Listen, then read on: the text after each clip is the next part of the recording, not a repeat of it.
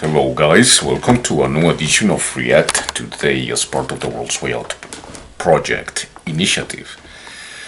Today we're going to speak, as always, important issues. Things are changing by the hour right now. Every hour things are coming to light that are not good for us, for the country or for the world. So let's begin with welcome.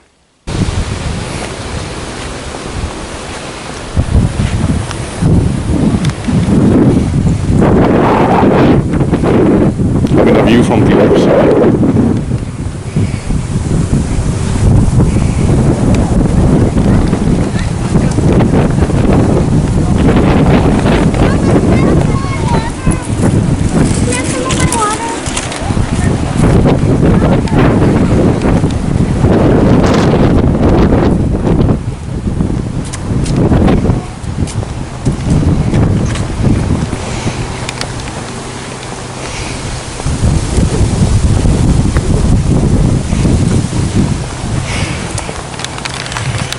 Reminds me of Steven Seagal. Runs like a girl.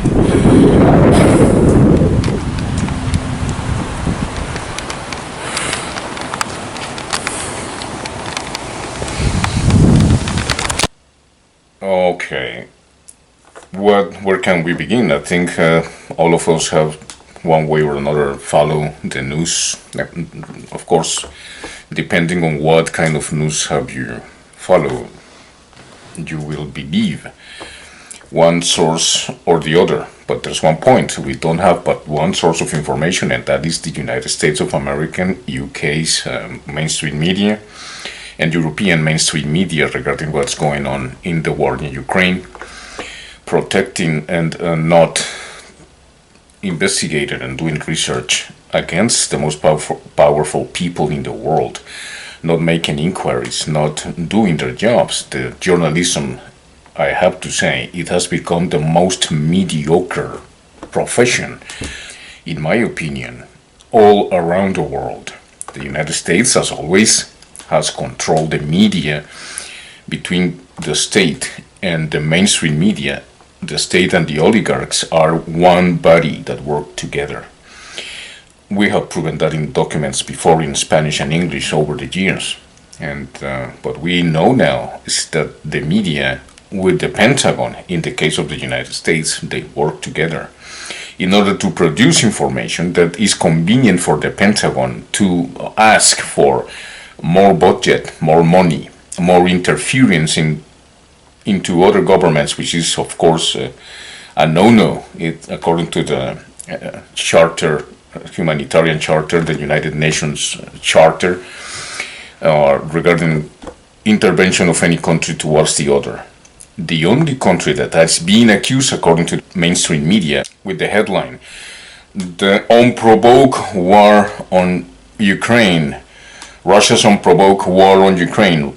You see that mantra in every American, European, Central and South American outlets when it comes to media, which is very disappointing. I have read for you the documents that prove, and history and documents. There's a program that is called History and Documents Prove that the war could have been avoided, could have been averted. It's a fact, not a conspiracy theory. Not a theory, it's a fact. The United States with Israel, now we know, with Israel, England, and 28 countries in Europe, and now 30 who managed to become NATO allies, and recently Finland and Sweden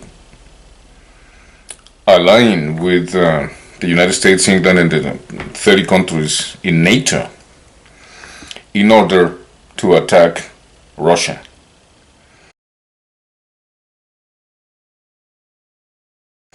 When I was a little kid, I remember that I saw a movie. It was Rocky. And I remember that everybody went out 4 in the morning, the fever of going out and training. Everybody to the hills. It was exaggeration. I remember I was 15 years and I would climb the mountain twice a day in the fever of becoming some kind of Rocky. And all the movies that I have seen throughout history, my life, now that I have rolled over the sun 59 times, I realized that all that propaganda, all those movies that I grew up with against Russia are part of a very ingenious and, of course, on purpose propaganda in order to make and keep in the minds of our children, of me, when I was 15 years old and when Rambo came over regarding the war in Vietnam. And the rest of the Rambos was Russia the enemy. I'm not saying that Russia is an example to follow when it comes to more democratic countries, but as I mentioned also before in many of my programs, democracy is dead. The fact that you said that democracy, the Israel is the only democracy in the Middle East, that American democracy is hated by the East, that the East, like George Bush used to say, George Bush Jr. used to say, they hate us because we have freedom. Of course, they are elements, behaviors, attitudes of the Middle East that are obsolete, that are way too old to be practiced nowadays. Like it's the case of Iran. And that was killed in the hands of the police for refusing to take the jihad away from her head, or because she was not wearing. That's an exaggeration of the honor killings from India and countries in the Middle East where they, like Saudi Arabia, that killed their daughters if they dishonor their families. And they come to Western countries and they say, you don't understand. I, of course, disagree with such behavioral, cultural attitude towards their own family. Here in Canada, there was a case in Ontario where a Muslim family killed 4 members of its family because her daughters wanted to become Canadians. They wanted to be more westernized, more in accordance with the principles and practices and democratic practices and behavioral, cultural, more free attitude of the Western countries. 4 of them were killed. The other cases in Australia, for example, where Muslim countries, Muslim people from Lebanon, for example, go to Australia, and this kid was raised according to his family that women are to be subordinated to men, and that's it. And with his gang of other Muslim people, attacked women, raped them until they were captured. One of the girls survived the attack and was able to pinpoint these guys, and they received jail time for 35 years. In the beginning was 70 years for the leader of this ring. This kind of behavior, what's going on in Iran in that sense, of course, I don't like. I'm not saying that women have to be openly sexually vulgar.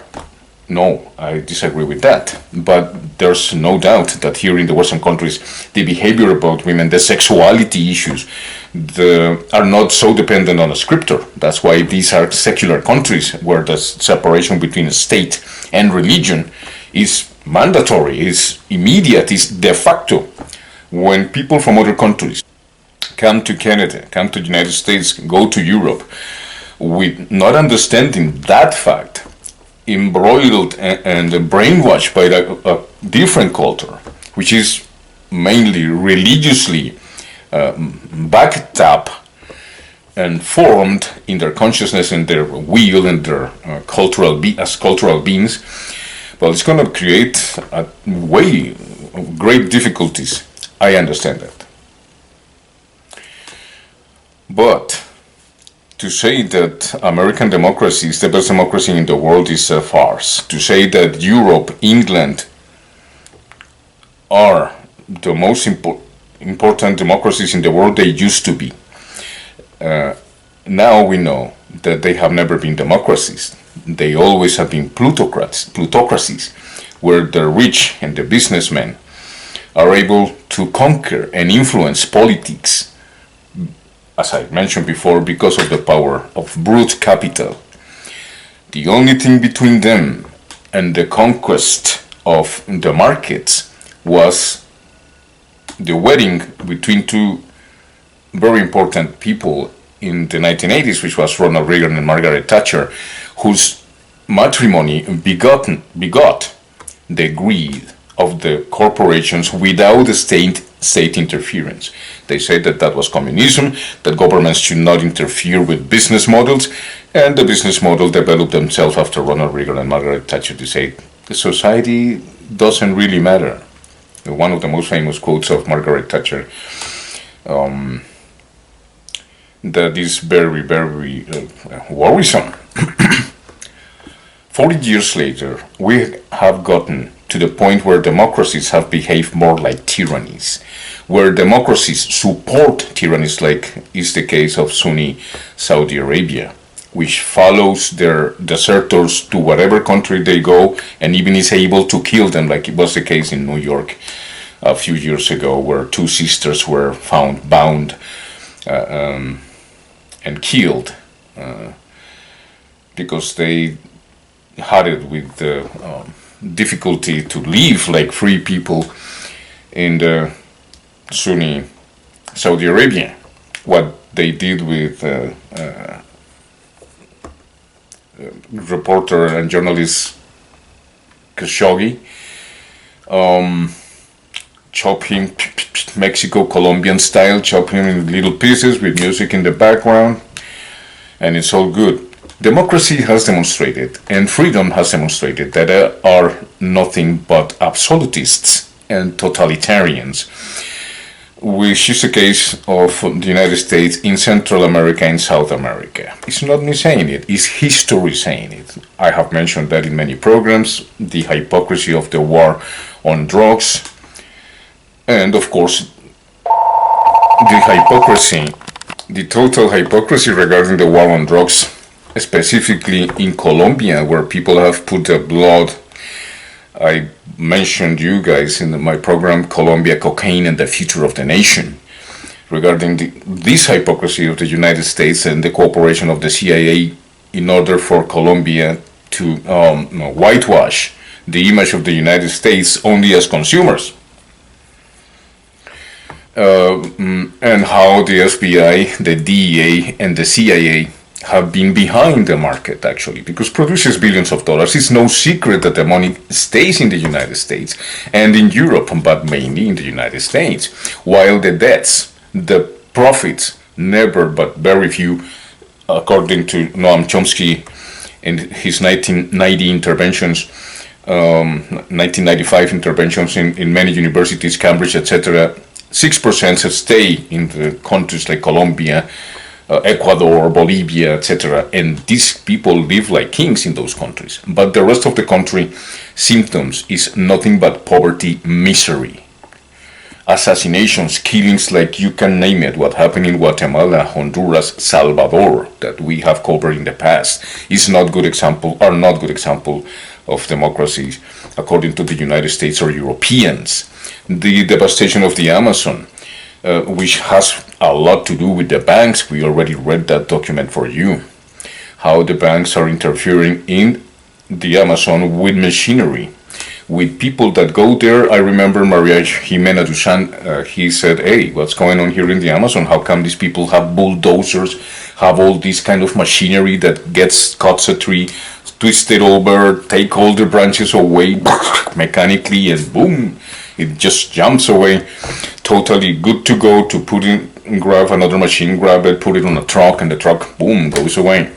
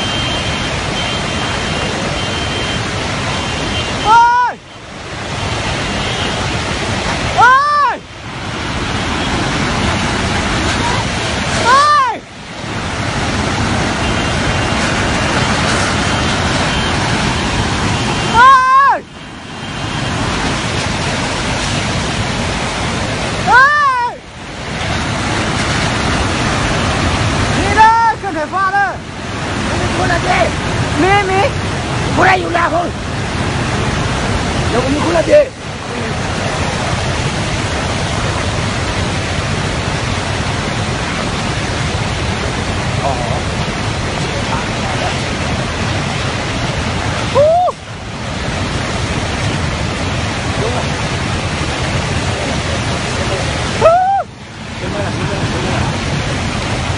Ba mất.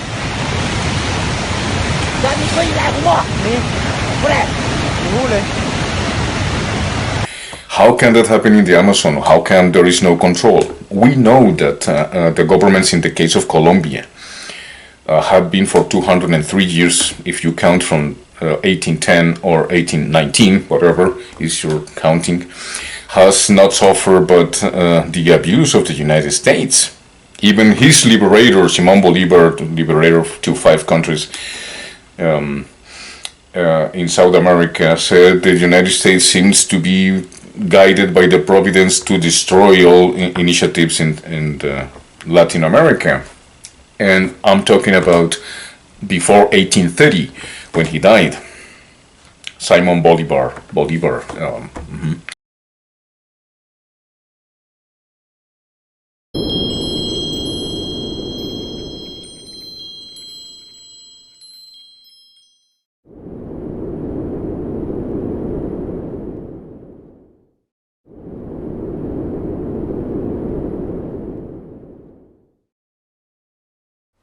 Simón Bolívar was one of South America's greatest generals and political leaders, whose victories over the Spanish Empire led to the independence of Bolivia, Panama, Colombia, Ecuador, Peru, and Venezuela.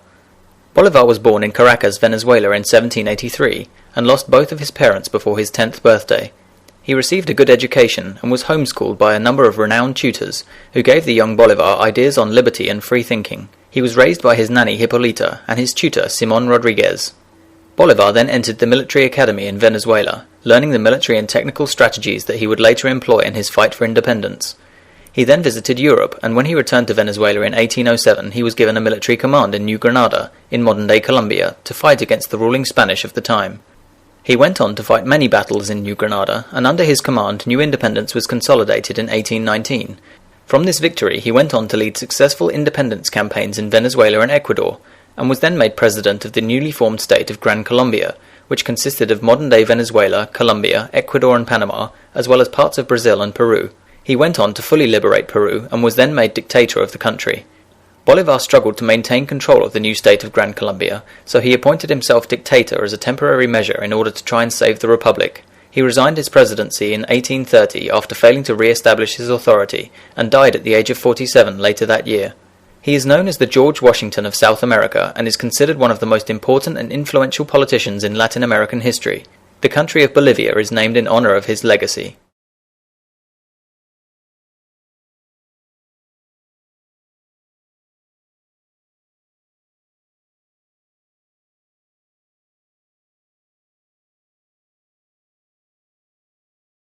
Okay. They should pay attention to what the president of Colombia said a couple days ago in the 77th General Assembly of the United Nations, where he said clearly to the United States to stop sacrificing Colombia in the name of a leaf which is sacred for the indigenous people of Colombia. 40 years of war against the coca leaf, against cocaine, has failed. That have also been documented. Like I said, you see my program Colombia, Cocaine and the Future of the Nation. You will understand a little bit why that program needs a second part, which I'm already working on.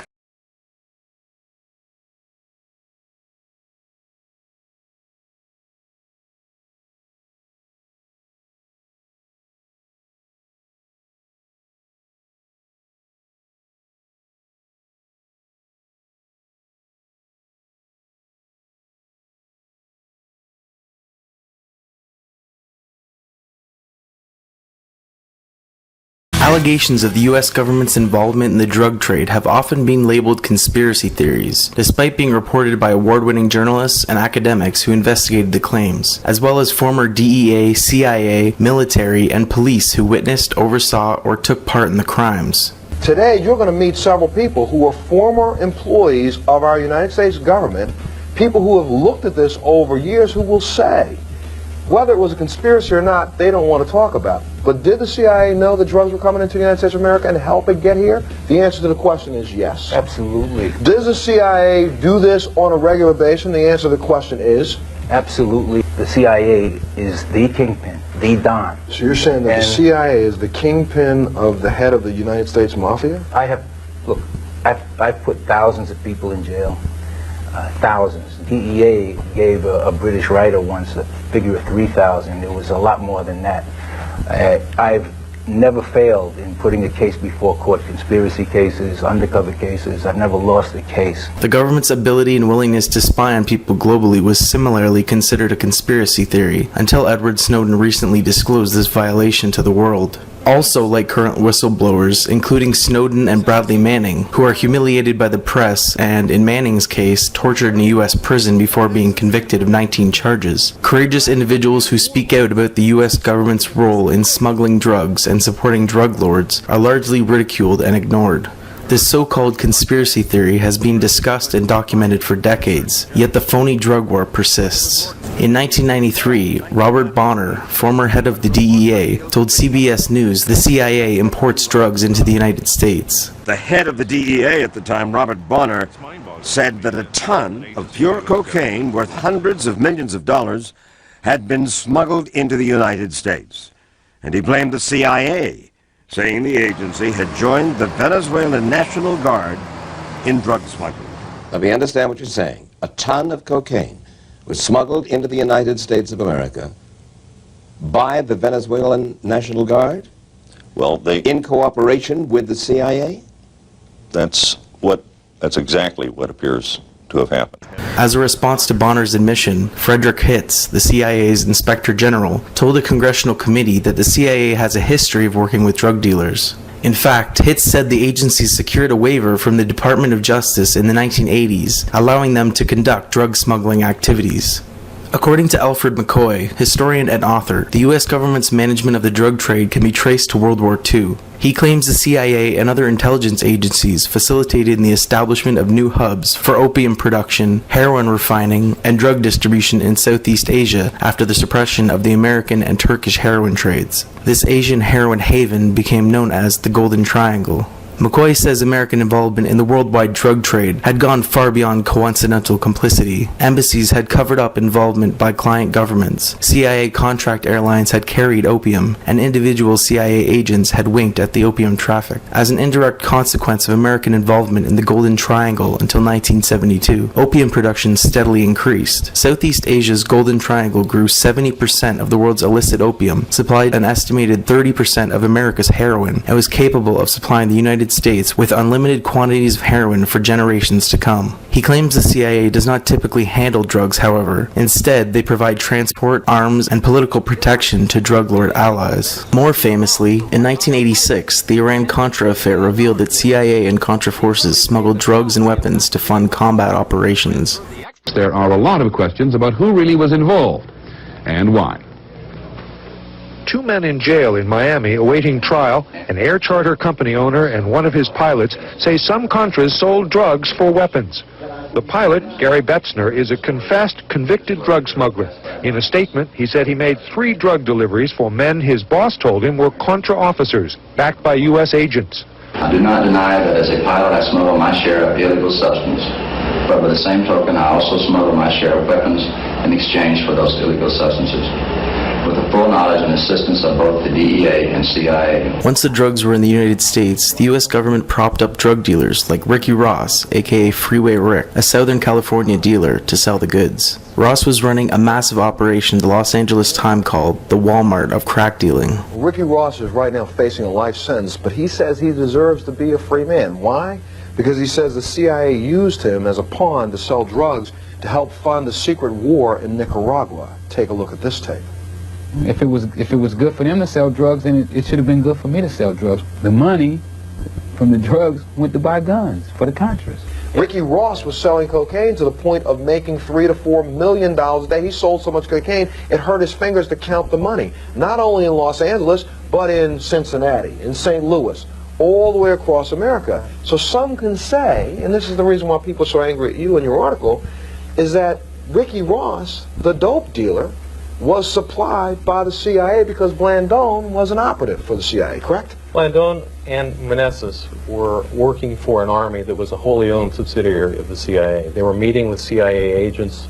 Blandone, and this came out in court. I mean, Danilo Blandone is now a government witness. He works for the Drug Enforcement Administration, and we've paid him, I don't know, $166,000 over the last 18 months because he's such a good informant. So they put him on the witness stand in Ricky Ross's case, and he testified that in 1981, he went to Honduras, he met with the commander, the military commander of the CIA's army, and he was instructed to go raise money in California for this Contra army. And he was told that the ends justified the means. And those ends being sell cocaine if you have to. Well, look, he was in the room with the Nicaraguan representative of the Cali cartel, Mr. Meneses, and he was in the room with a government marketing expert named Danilo Blandone. Now, if they weren't talking about selling cocaine, I don't know what they were talking about. In 1996, Pulitzer Prize-winning journalist Gary Webb wrote, "For the better part of a decade, a San Francisco Bay Area drug ring sold tons of cocaine to the Crips and Bloods street gangs of Los Angeles and funneled millions in drug profits to a Latin American guerrilla army run by the U.S. Central Intelligence Agency." The government reaction was no reaction. And this, I believe, was a very careful strategy because nobody was going to believe the government if they came out and said we didn't do it. The proof was fairly overwhelming since we had all these government documents showing that it had happened. So what happened was they let the so-called liberal press speak for them. And they had the national security reporters at the Washington Post, who coincidentally used to work for the CIA, write stories saying it doesn't mean anything. The U.S. government's control of the drug trade is also apparent in Afghanistan, where according to the United Nations Drug Control Program, opium cultivation increased 657% in 2002, which was shortly after the NATO occupation began. Afghanistan is currently the largest opium producer, accounting for 70% of the world's heroin supply last year. Nearly 900 tons of opium and 375 tons of heroin are trafficked from Afghanistan annually. Moreover, the number of people dying from heroin overdoses in NATO countries is actually higher than the number of soldiers killed in Afghanistan, which does not stop U.S. military members from guarding the opium fields. In western Kandahar, poppy farmers score, till, harvest their crop, and the Americans do nothing to stop them. I'll start pushing this one. U.S. soldiers greet farmers. Can you show me which poppy field is yours? They commiserate with farmers having a bad harvest. Tell him I'm very sorry for his field this year, and hopefully he has a better harvest next year. And in one case, they even paid a farmer $1,000 after U.S. and Afghan special forces burned his crop. If you can come down to the base on my next visit, I'll make a payment. This is controversial. The opium trade is the Taliban's main source of funding. Around here, this poppy isn't only a plant, it's the very basis of the economy here. Poppy grows everywhere in this area, and most of the farmers base their entire income for the entire season on this harvest. And that's why soldiers ignore and encourage the farmers. If the U.S. burned their crop, farmers would blame the U.S. for their poverty and turn toward the Taliban. Last year, a spokesman for the Chihuahua state government in Mexico told Al Jazeera the U.S. government does not fight drug traffickers, but merely manages the drug trade. His comment came after the Fast and Furious scandal, where the Bureau of Alcohol, Tobacco, and Firearms provided Mexican drug gangs with 1,700 guns, including the AK-47 used in 2010 to kill Brian Terry, an American Customs and Border Protection agent. The federal agency is now retaliating by firing the agent who blew the whistle on the mission that allowed thousands of guns to get into the hands of Mexican drug lords. That's known as Fast and Furious. Some of those weapons, 2 of them in fact, were found at the scene when Border Patrol agent Brian Terry was gunned down in December of last year. Now, the ATF whistleblower, Vince Cefalu, joins me now. Also joining us right now is Congressman Darrell Issa. He is the chairman of the House Committee on Oversight and Government Reform, who's led these hearings into this investigation of Operation Fast and Furious. The badge was being taken away, and your gun was taken away as well, correct? That's correct. When I challenged it to them, they said that they were doing just what the attorneys had told them to do, which is the standard protocol anymore for decisions within this bureau. And what did they say was the reason that they were taking away your badge after 24 years and many years of exemplary reports of your work at ATF? The basic underpinning was lack of candor, which is totally fabricated. This light green right here, that is the territory of the Sinaloa cartel. Look, if you want to understand Mexico's drug war, then you have to understand how the Sinaloa cartel works. A man by the name of Joaquin Guzman, also known as Chapo Guzman, is the head of this cartel. In 2001, Guzman was being held in a Mexican prison. He actually escaped from that prison in a laundry truck. He went back and took control of the Sinaloa cartel. And when Guzman did, he began a war with all these other cartels across Mexico. The goal here, the attempt, was to create one super cartel by wiping out all of the competition. It has been long believed in Mexico that Joaquin Chapo Guzman got a lot of help. And that is the war that has been fought in Mexico heavily since 2006. So back to the Fast and Furious allegations here. The man making those claims, again, Zambata Nebla, is a close associate of Chapo Guzman and the Sinaloa cartel's logistics coordinator. Zambata Nebla claims that under a divide and conquer strategy, the U.S. helped finance and arm the Sinaloa cartel through Operation Fast and Furious in exchange for information that allowed the DEA, U.S. Immigration and Customs Enforcement, ICE, and other federal agencies to take down rival drug cartels. The Sinaloa cartel was allegedly permitted to traffic massive amounts of drugs across the U.S.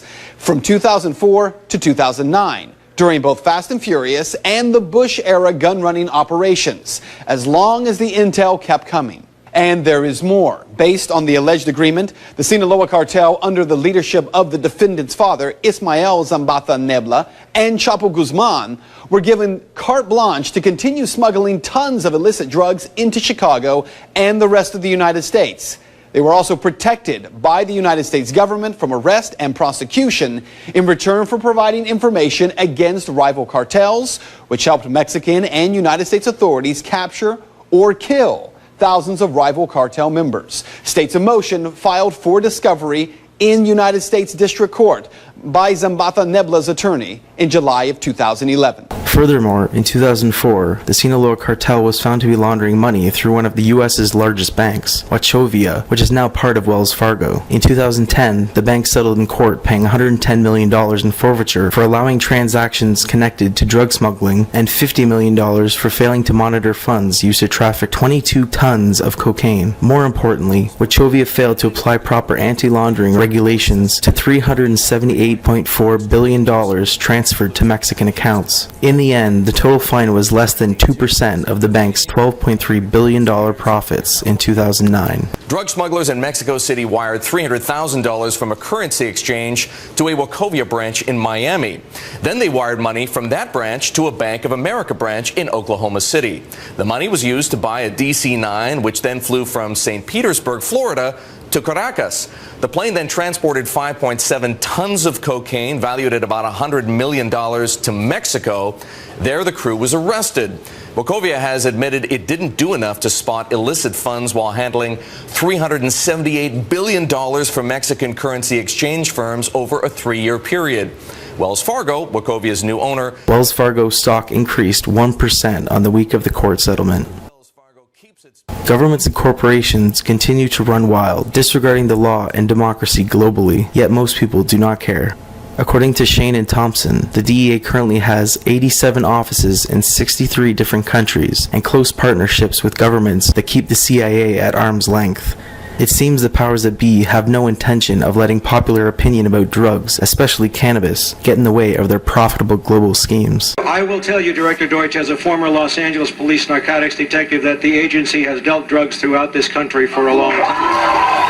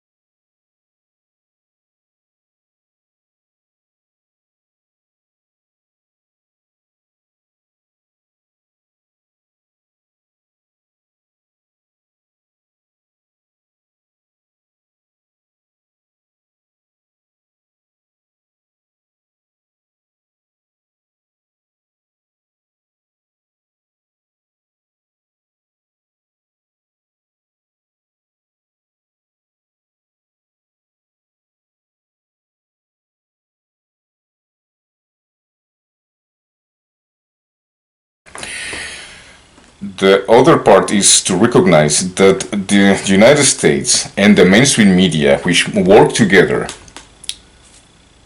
in these issues regarding how to control the world, how to create its hegemony all around the world, not only failed like the war on drugs and the war on terror, but it justified the most incredible takeover of the world and grabbing of the world never seen in the history of the bureaucrats and the super rich in the world. With public money, in the case of the vaccines, the vaccine programs, Moderna and Pfizer, and their secret contracts that no judge can see, no Supreme Court can litigate or fight against any country, because the country that receives, we read that document for you too here in the program, React Today, as part of the World Whale Project initiative, and how Pfizer guarantees impunity for itself, and it doesn't matter what the collateral damage is, it doesn't matter if the kids die or the athletes or the young people are dying for many different causes. Before the pandemic, people used to have normal lives. There was, the flu here and the flu there, it was under control. Since COVID-19, it has been demonstrated. I also put that with Dr. Victoria Kelly, a very specific doctor that I used to see in my programs before, where she said that there is no way the kids shouldn't get vaccination programs, which have not been demonstrated to be effective. And of course, when it happened for a vaccine to be developed, it has to take 5 to 10 years to develop properly. In this case, of course, the resources went in order to make sure that the vaccine was properly elaborated in the laboratories, manufactured in the laboratories, in order for the people to be safe. Now we know, and has been proven by many other YouTubers, you name it, Russell Brand, myself, I have read many documents for you guys. People that are worried about the truth and what is truth, quid est veritas, when Pontius Pilate asked Jesus, quid est veritas? And he said, I am the truth, I am the life, and no one goes to the Father but because of me. So you're the Son of God, you have said so. Pontius Pilate washed his hands and gave them to the Jewish people to do whatever they wanted with him. Because quid is veritas, what is true, or what is truth, is the most important value for humanity and for civilization that we have to fight for if it's necessary. But we have been to war. The kids that go to war for Iraq, Syria, Afghanistan, that we love so much and we appreciate their heroism, they are going not to give liberty and freedom from any country. By now you should know that. The facts are not conspiracy theories. The facts are that Afghanistan is dying of poverty. More than 70% of their people are dying of starvation. Bangladesh, Africa, Central South America. In Colombia, there are 7 American bases. And the corruption for the last 10 years, or since they make the agreement with the United States to put all those bases in Colombia, cocaine hasn't stopped producing. The war has kept on going, and what is most detestable of this situation after the Plan Colombia in 1988-2002 with President Pastrana in Colombia didn't work, and it hasn't worked since then. I read for you guys a document regarding an ex-Marine and ex-official that told us, the country and the world, that American kills people in their name and never tell them. Never tell Americans, and Americans really doesn't seem to be interested in what our government do. Who cares? I'm making money. I have 2 cars in my garage. I go to vacation every time. I have a business. It's going awesome. So who cares? Well, it's time for you Americans to understand that what is in order here is war. And as I told you before, we are back to the beginning, only closer to the end, which was the name of the program. On August is happening. Right now, Azerbaijan and Armenia are in the middle of a conflict. And guess who's backing up Azerbaijan? Israel. Israel giving weapons, believe it or not, weaponry, training, intelligence to Azerbaijan, because Azerbaijan is borders, guess with whom? Russia. Okay. It's going to Armenia. And who was in Armenia a couple days ago? Nancy Pelosi. Probably the next president of the United States, because this geriatric club, which is the Congress of the United States, have become, with all due respect for the American people, but the Congress of the United States is handled like a corporation, and that's nothing to say. The fact that they let one person buy 277,000 of fertile hectares of land, 277,000 hectares of fertile land, displacing, that's what they're going to do, all the farmers possible. Even though there was an interview, one person asking a farmer, why do you think that it's not good that Bill Gates have bought all that land? And he couldn't make an answer. He didn't know what to answer, because it's bad, because he couldn't make an answer for that. I think farmers in the United States didn't expect that to happen, as farmers in the Netherlands didn't expect that to happen, as farmers in India didn't expect that to happen with Monsanto and all the monopolies that has taken us, the country and the world, all around with this grappling motion, UFC style, the world, twisting the world one way or another. You're mine and I'm not gonna let you go no matter what. But this is the way how Christians present us, the country and the world, the things about Israel, Iran. Let's take a look to that. Violation that should make your blood run cold. That's how President Biden described Russia's war on Ukraine in his remarks to the United Nations General Assembly. He also urged the world to stay united in defense of Ukraine. The president didn't stop at calling out Russia, also addressed tensions with China, and sent a message of encouragement to Iranians protesting their government. George Thomas has more. President Biden used his position on the world stage to remind members of the UN's General Assembly that Russia's invasion of Ukraine 211 days ago was a clear violation of the global order. This war is about extinguishing Ukraine's right to exist as a state, plain and simple, and Ukraine's right to exist as a people. Whoever you are, wherever you live, whatever you believe, that should make your blood run cold. Russia's president escalating the crisis, calling up 300,000 reservists to fight after Ukraine makes dramatic gains on the battlefield.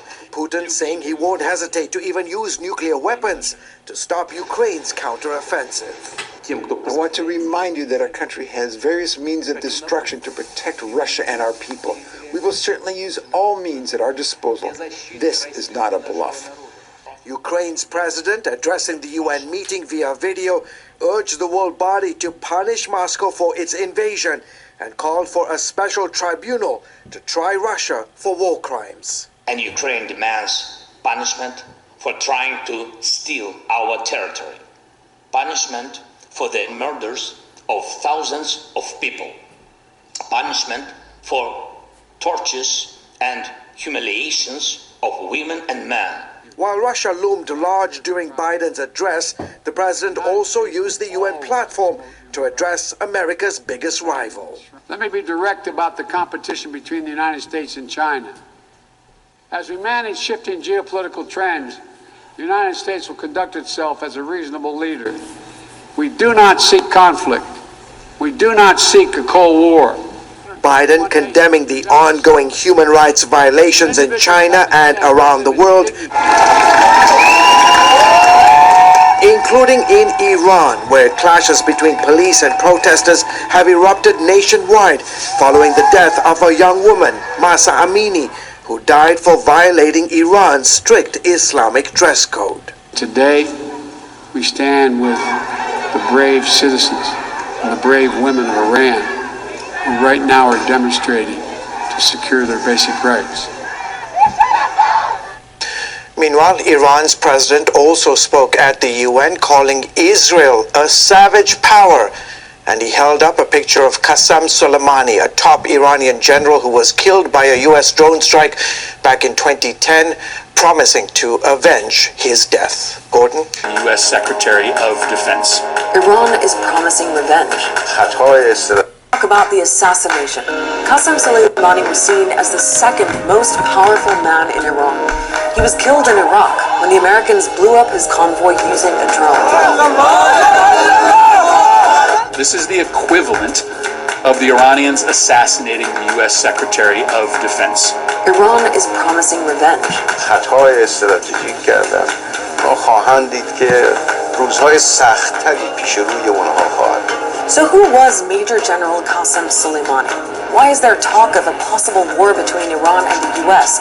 And was the attack even legal?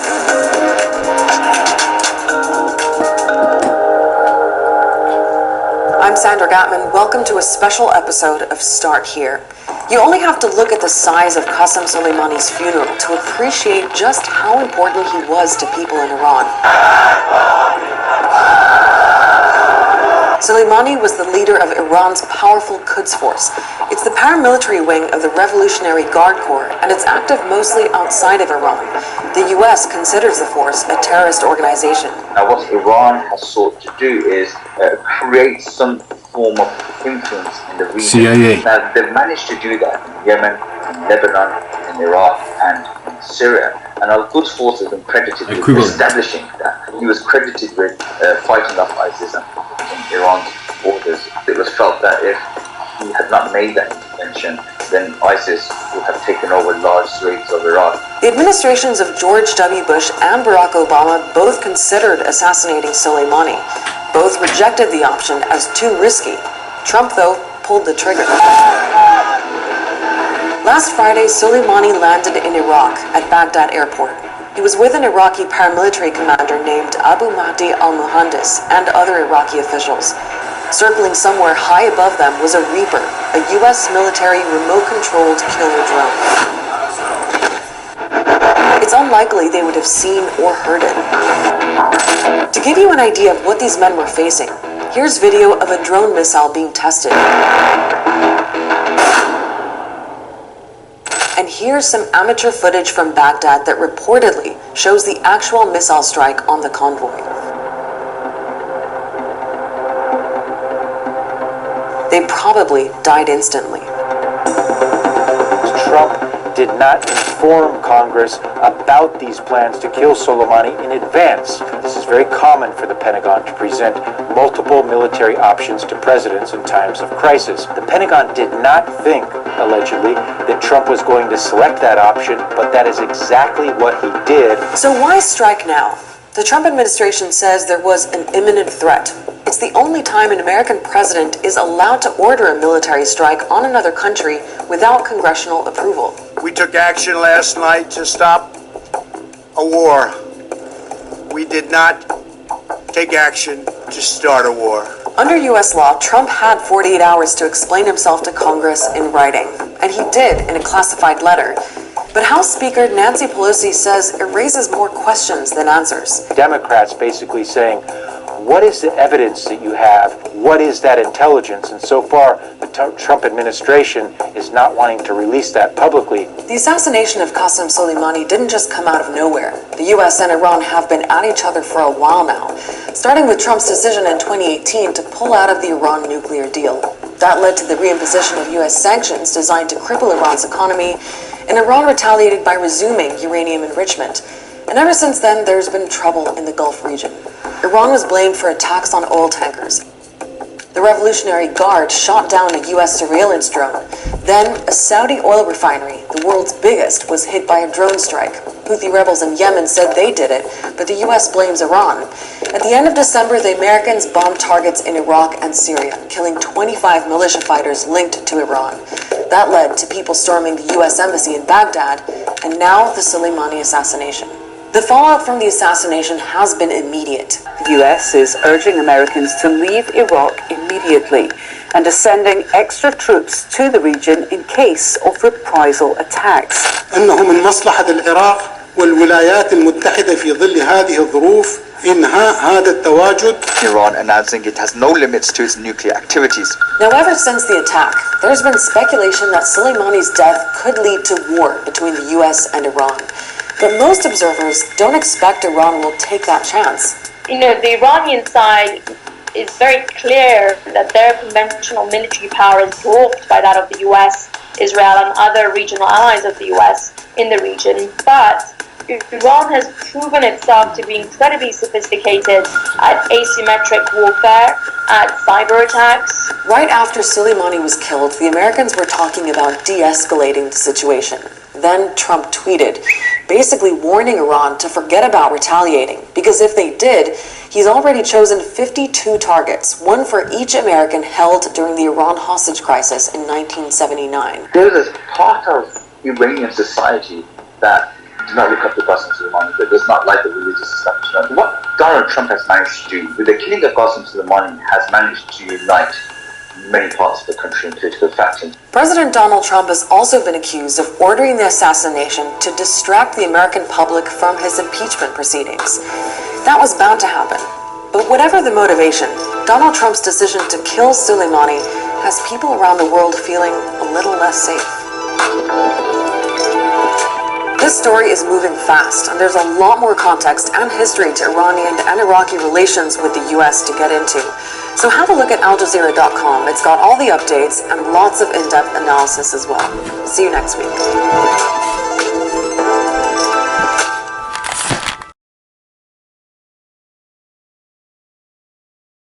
Getting back to this matter is why it's so important. It's because Israel is looking for an excuse to directly attack Iran, with or without the assistance of the United States. It has not dared to do it on his own, even though he knows that England and Europe and of course the United States are the corollaries of the war, the Second World War. I will dare to say, because it's true, the only country that really benefited from the winning of the war by the Russians and then the Americans in the Second World War is Israel. Israel is the country better positioned, the state of Israel is better positioned than any other country in the world. It's protected by England, the United States, Europe, and of course NATO. And I'm going to make a little history here. For the people that really like to understand what's going on, you need to know history, the elementals of history. And of course, you need to read the documents that I have read for you Canadians over and over, especially since the war against Ukraine, against Russia. The war is really against Russia. The Americans knew that Russia will move against Ukraine one way or the other, one day sooner or later, and they did. But you all remember that the mainstream media was covering the Nazi. I proved that to you here in my programs regarding how Canada knew that it was training Nazi people there in Ukraine in 2014 and during that period till 2022, and did nothing about it.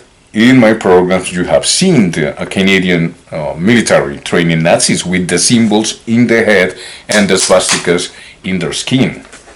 But apparently that was not a problem, but now it is a problem. The corruption of Ukraine is another factor that has demonstrated how corrupt Ukraine has been, and the fact that Volodymyr Zelensky is a Jewish president auxiliated, supported by neo-Nazis that in many cases don't even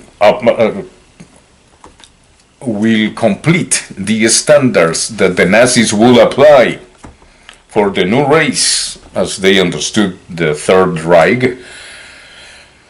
Many of those neo-Nazis will never qualify physically for the standards of the new race that the Nazis, National Socialists, wanted for the world to be or to become. It's ironic, eh? A Jewish president supported by neo-Nazis for now. You never know what can happen there. Not many people, not many organizations, beginning with the Nazis themselves, are very happy to have Volodymyr Zelensky as president. He might be killed by his entourage, of security entourage. Anything can happen in this crazy war. But the fact that the United States always saying that they can throw the stone and hide the hand, throw the stone and hide the hand, they did it with the wrong guy this time. After history and the documents, like the documents I read for you,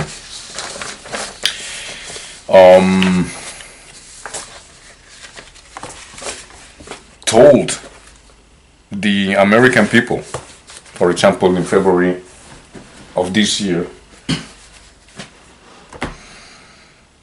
said in the document, we want peace agreements, documents that I already read, but it wouldn't be bad for you to understand that the empires, England, the European, Brussels-oriented thinking of the European Union, and Americans and British, and of course Israel behind all this too, because Israel is the protectorate, and all these countries, okay, let's begin.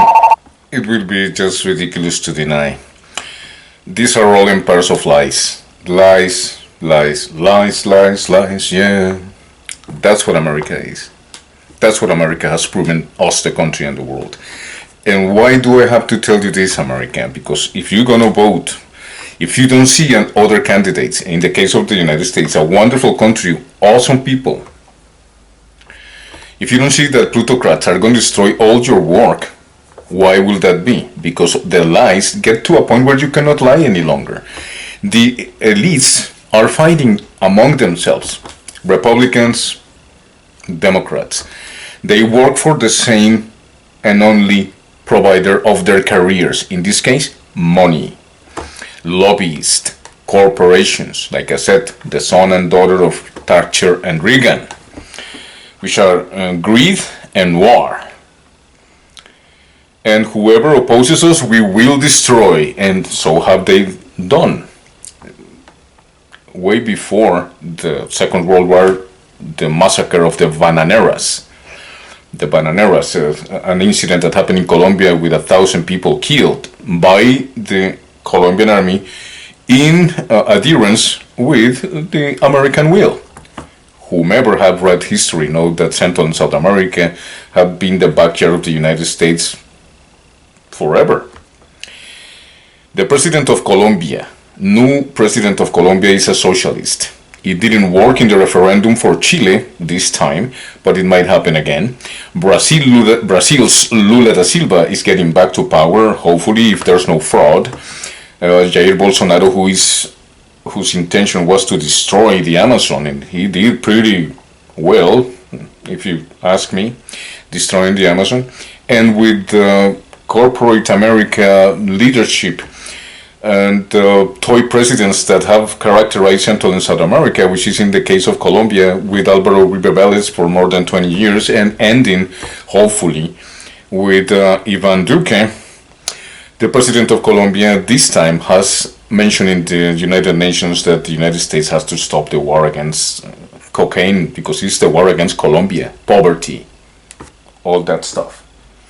But we were talking about Europe and the fallacy that the American empire, with the help of his friends, with a little help of his friends, which in this case, of course, England, the 28 European countries, now 32 with Finland and Sweden, against Russia. The war is against Russia, using Ukraine as a bridge to get there. Perfect motive. Now that Russia, according to the director of the CIA, then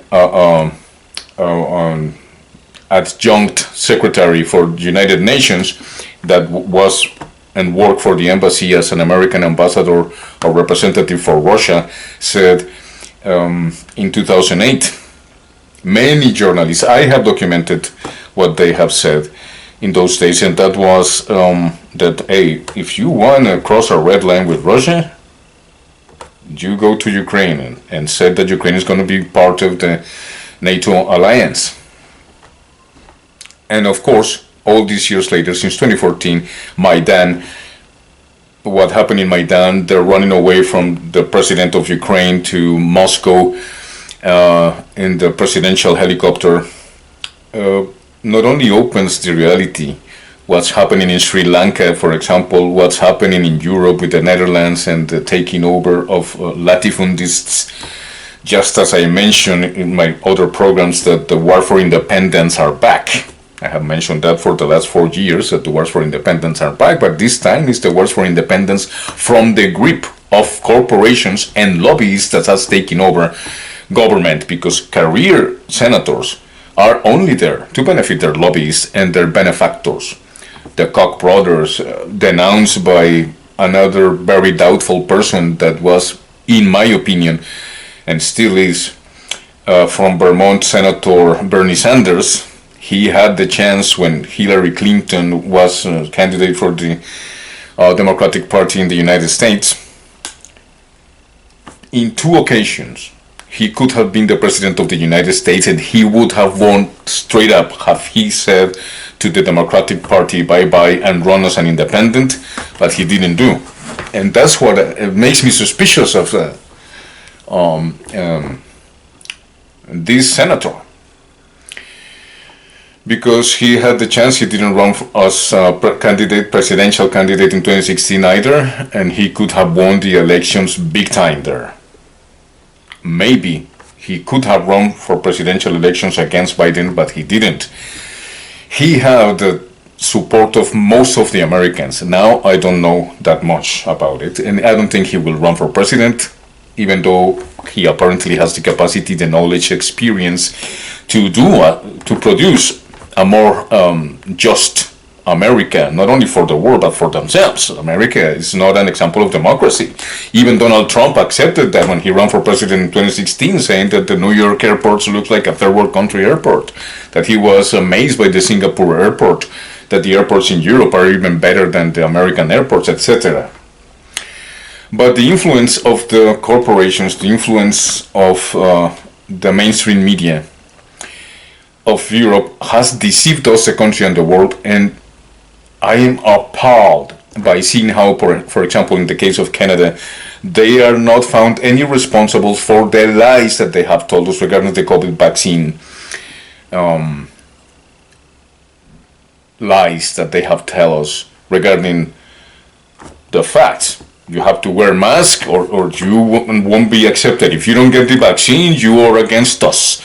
And you're going to contaminate everybody. Oh my God, the terrorism that they did with the help of the media, with zero scientific proof, that Mr. Justin Trudeau, supported by Deputy Prime Minister Chrystia Freeland, who wrote a book about plutocrats, now is one of them.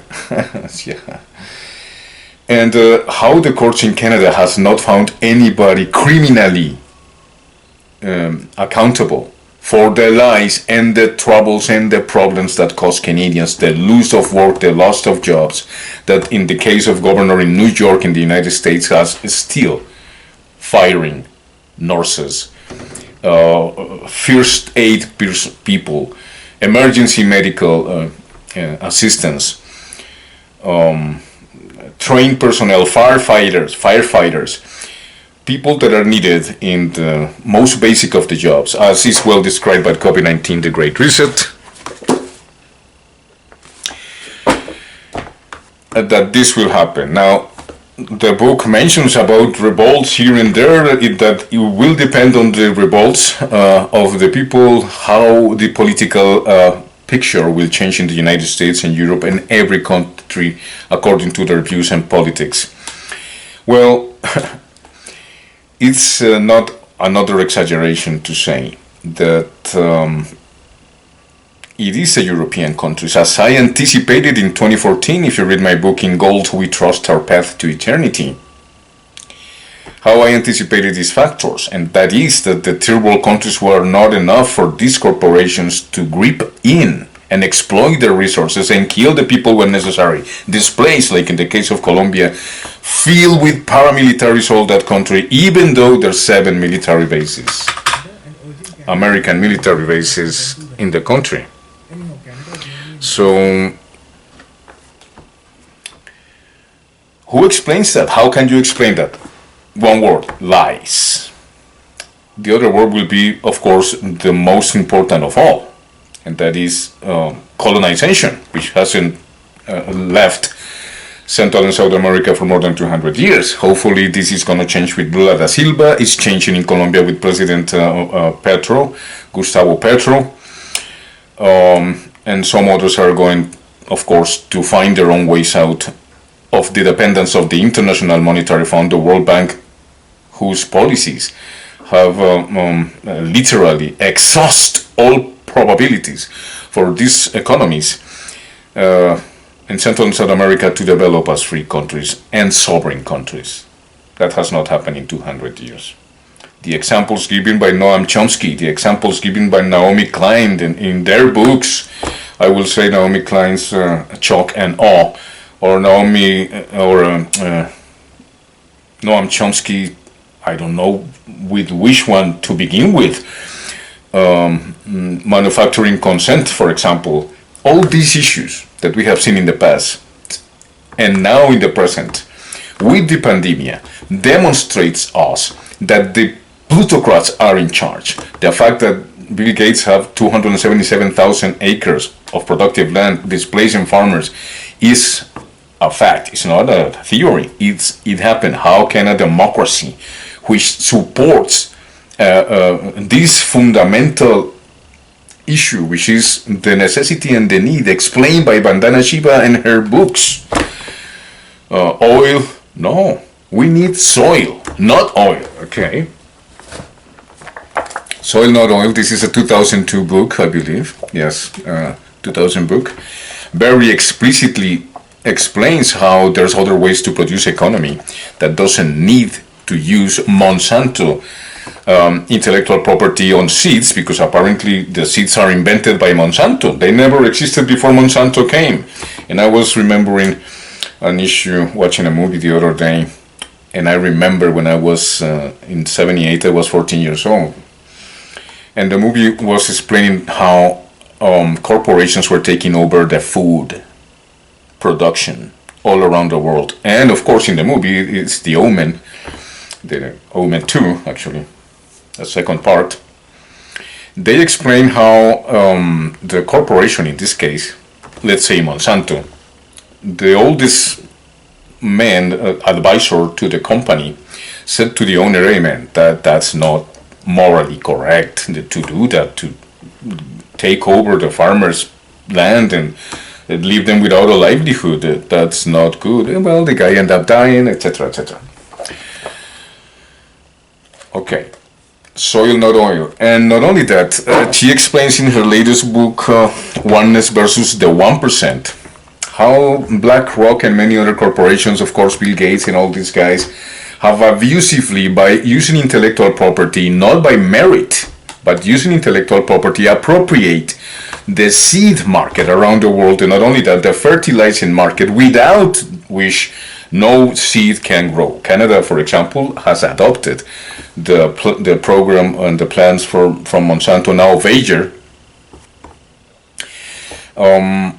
regarding the GMOs. Canada produces and consumes lots of GMOs, if not all of them, regardless that the countries around the world don't want that. Vandana Shiva will give a good explanation to the American, Canadian farmers and European farmers why she is against the monopoly that was created with Monsanto almost 100 years ago. Monsanto is a very old company by now. With all this knowledge and all these realities, we have to come to the conclusion that the empire of lies has come to a point in their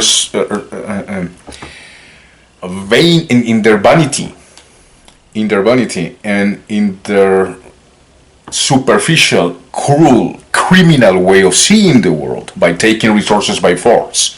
Iraq.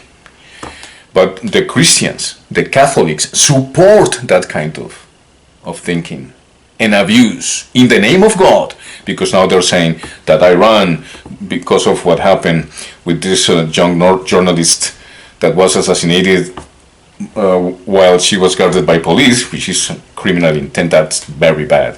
has caused some protests in Iran. Of course, the cost of living, but the cost of living in Iran and the protests in Iran for the assassination of this girl is nothing compared to what the United States did with Qasem Soleimani. That's unforgivable. I mean, they shouldn't have done that. That's terrorism itself, what the United States did. But the United States doesn't respond to anybody. The United States can do whatever they want because they feel like, and whoever doesn't like it, we will destroy you. Using the Marines, the poor soldiers of America, to go to wars, to die, to commit atrocities, to come home, to destroy families, to children that are going to be traumatized because their parents committed suicide, 22 a day, more than the people that died in the front lines. They're in Afghanistan and Iraq.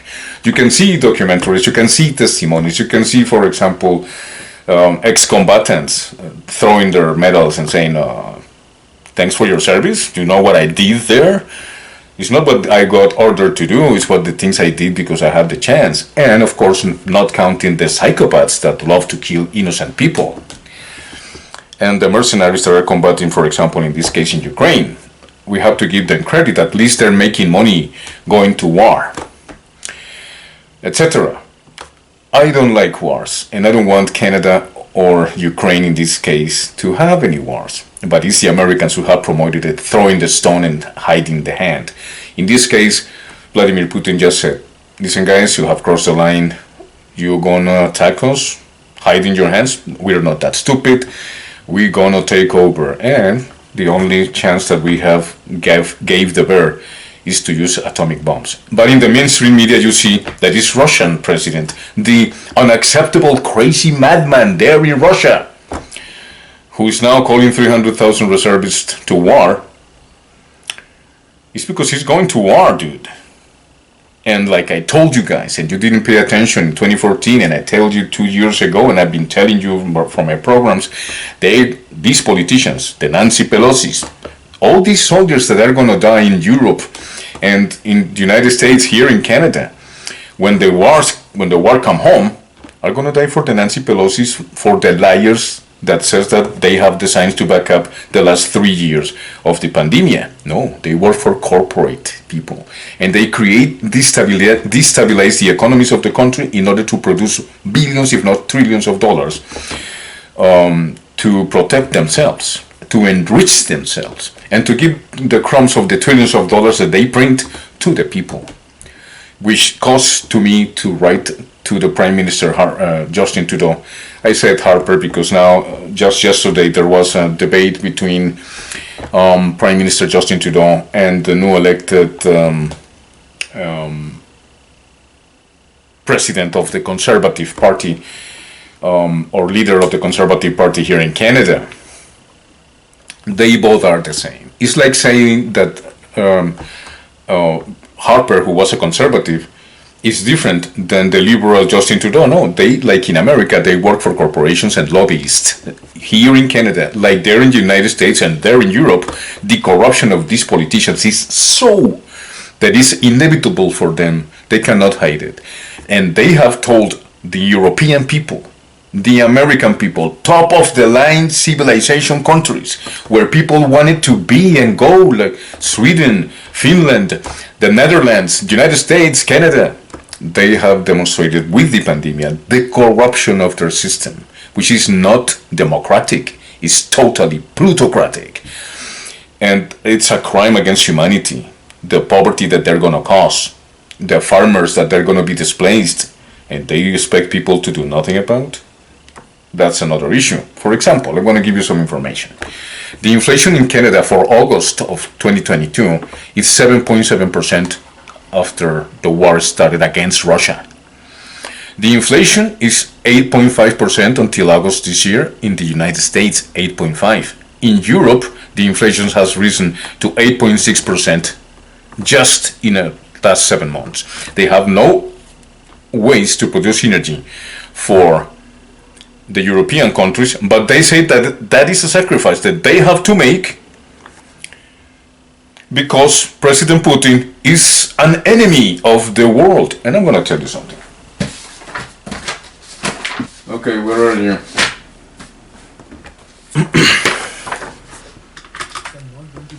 In their own words,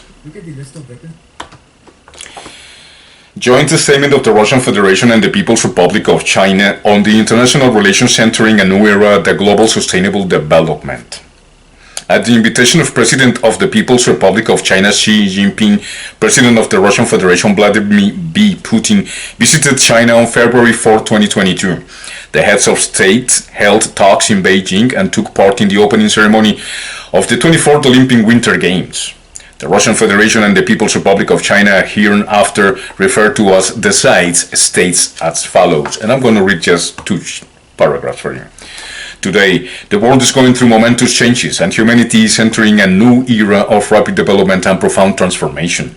It sees the development of such processes and phenomena as multipolarity, economic globalization, the advent of information society, cultural diversity, transformation of the global governance architecture and world order. There is increasing interrelation and interdependence between the states. A trend has emerged towards redistribution of power in the world. And the international community is showing a growing demand for the leadership aiming at peaceful and gradual development.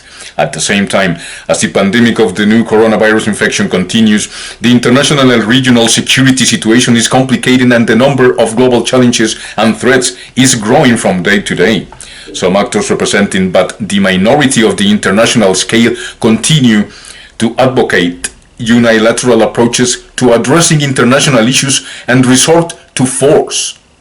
They interfere in the internal affairs of other states, infringing their legitimate rights and interests, and incite contradictions, differences, and confrontation, thus hampering the development and progress of mankind against the opposition from the international community. I'm going to read something. The sides share the understanding that democracy is a universal human value rather than a privilege of a limited number of states, and that its promotion and protection is a common responsibility of the entire world community. The sides note that democratic principles are implemented at the global level, as well as in administrations of certain states attempts to impose their own democratic standards on other countries, to monopolize the right to assess the level of compliance with democratic criteria, to draw dividing lines based on the grounds of ideology, including by establishing exclusive blocs and alliances of convenience, in this case NATO, proved to be nothing but flouting of democracy and go against the spirit and true values of democracy. Such attempts at hegemony pose serious threats to global and regional peace and stability and undermine the stability of the world order. The sides believe that the advocacy of democracy and human rights must not be used to put pressure on other countries like Iran, Syria, Libya. It was because of human rights. Look what was happening in Libya. It's worse now.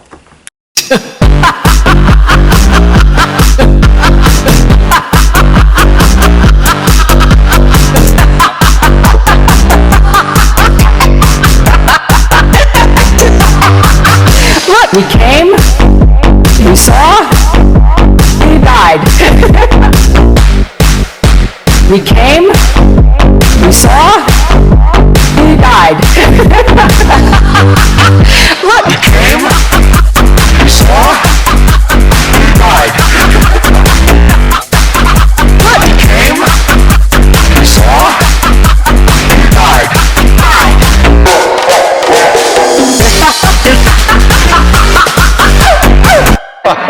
It's not a laughing matter. I take it really seriously. They're selling black people for $200, etc. The Middle East was better off with Saddam Hussein and Muammar Gaddafi in power.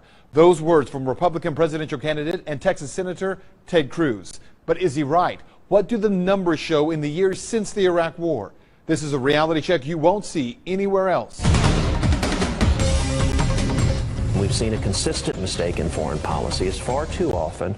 We've seen Democrats and a lot of establishment Republicans in Washington get involved in toppling Middle Eastern governments. Right. And it ends up benefiting the bad guys. It ends up handing them over to radical Islamic terrorists.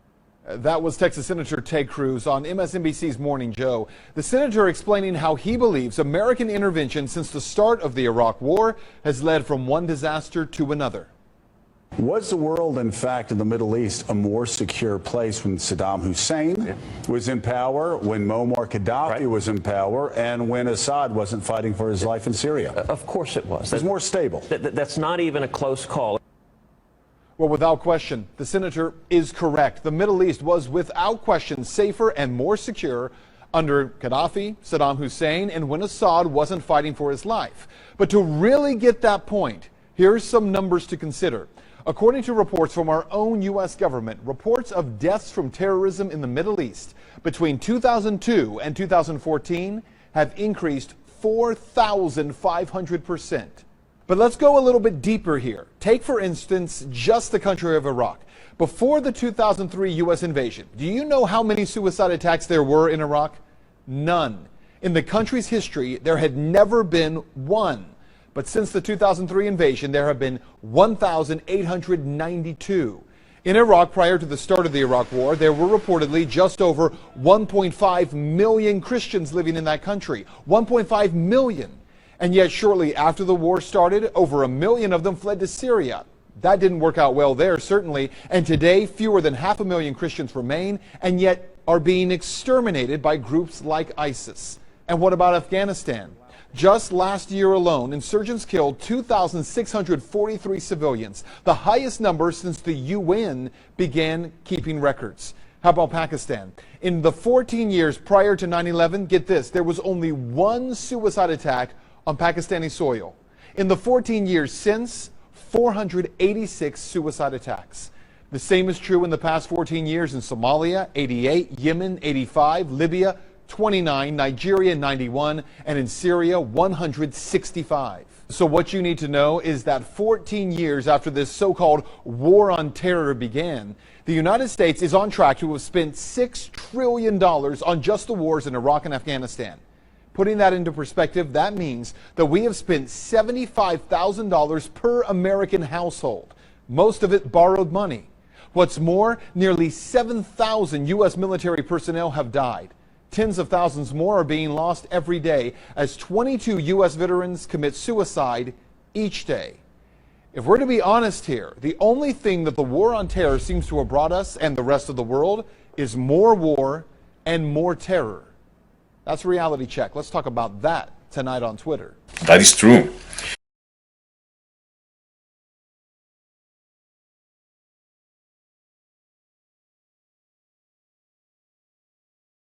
They oppose the sides as Russia and China.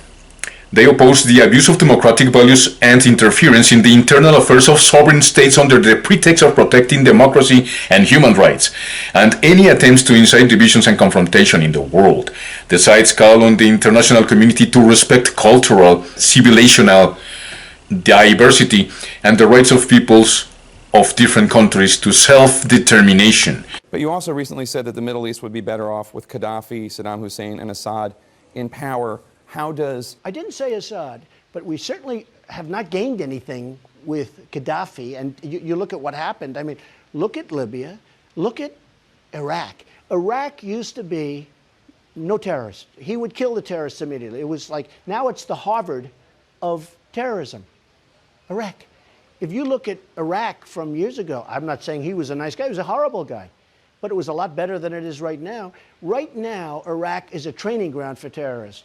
Right now, Libya, nobody even knows Libya. Frankly, there is no Iraq and there is no Libya. It's all broken up. They have no control. Nobody knows what's going on. The world would be better off with Saddam Hussein 100%. and Gaddafi in power? 100%. Now, as far as Assad is concerned. What about the human rights abuses? Let's talk about, well, you don't think they're happening now? They're worse now than they ever were. People are getting their heads chopped off. They're being drowned.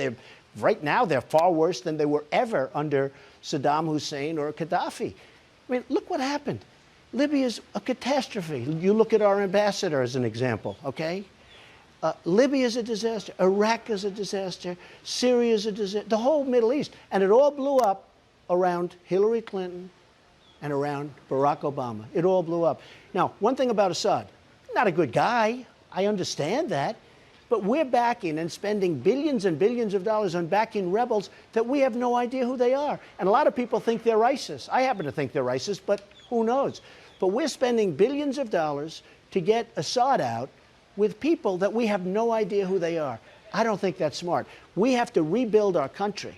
Our country's falling to pieces. We have 19 trillion in debt. We have infrastructure that's a disaster. Our roadways, our airports, our schools, everything. We have to start thinking about ourselves. We're pouring trillions of dollars into the Middle East, and we have nothing for it. We have nothing.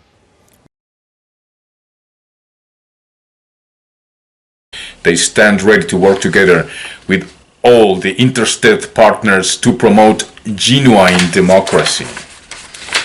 The sides are seeking to advance their work to link the development plans for the Eurasian Economic Union and the Belt and Road Initiative with a view to intensifying practical cooperation between the Eurasian Economic Union and China in various areas and promoting greater interconnectedness between the Asia-Pacific and Eurasian regions. The sides reaffirmed the focus on building the greater Eurasian partnership in parallel and in coordination with the Belt Road Initiative. The sides note that the character of the United Nations and the Universal Declaration of Human Rights set noble goals in the area of universal human rights, set forth fundamental principles which all states must comply with and observe in deeds. All at the same time, as every nation has its own unique national features, history, culture, social system, and level of social and economic development, universal nature of human rights should be seen through the prism of the real situation in every particular country, and human rights should be protected in accordance with the specific situation in each country and the needs of its population specifically. What was the answer? I can go with the document. I'm not going to read it all. The document keeps on saying that you can see it. I read it for you, the whole document for you 2 or 3 editions ago. You can just listen to it. Russia and China said to the United Nations in that document that they will cooperate with the United Nations, that they agree with the United Nations when it comes to human rights, yes, but according to the necessities of each country, and they will develop and cooperate with the development of technology in aerospace technologies, in outer space technologies, and missions also. They were willing to cooperate. What was the response of the NATO heads of state and government in 20 March 22?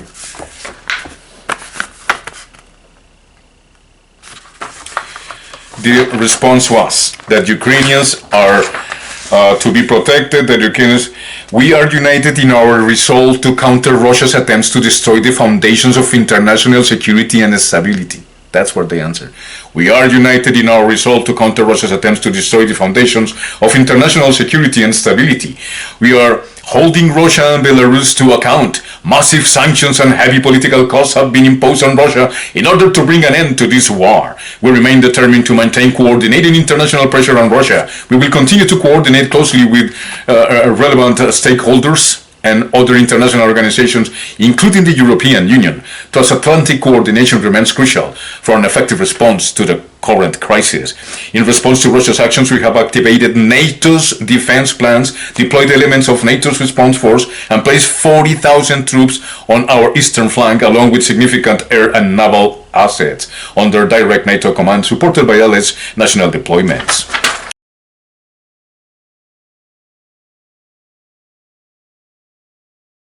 Sure, but I forgot to mention that they say that this document that you just heard from February 4th is a malign influence for the world, in the words of, in this document, in the words of Antony Blinken. We call on Russia to engage constructive, credible negotiations with Ukraine to achieve concrete results, starting with a sustainable ceasefire and moving towards a complete withdrawal of troops from Ukrainian territory. The point is, the United States will never hear. If you will listen to Colonel Ritter, just today on an interview, he was saying that Russia is not bluffing, and Russia is not bluffing. Americans and Canadians. The politicians of Canada, the United States, are so decadent, so plutocratic oriented with the Europeans. And like I said, the world after the Second World War, Europe became servants for the United States as well as England after the 1956 in Egypt with the channel there, the Suez Canal. They are the servitude of the United States, and it's not me saying it.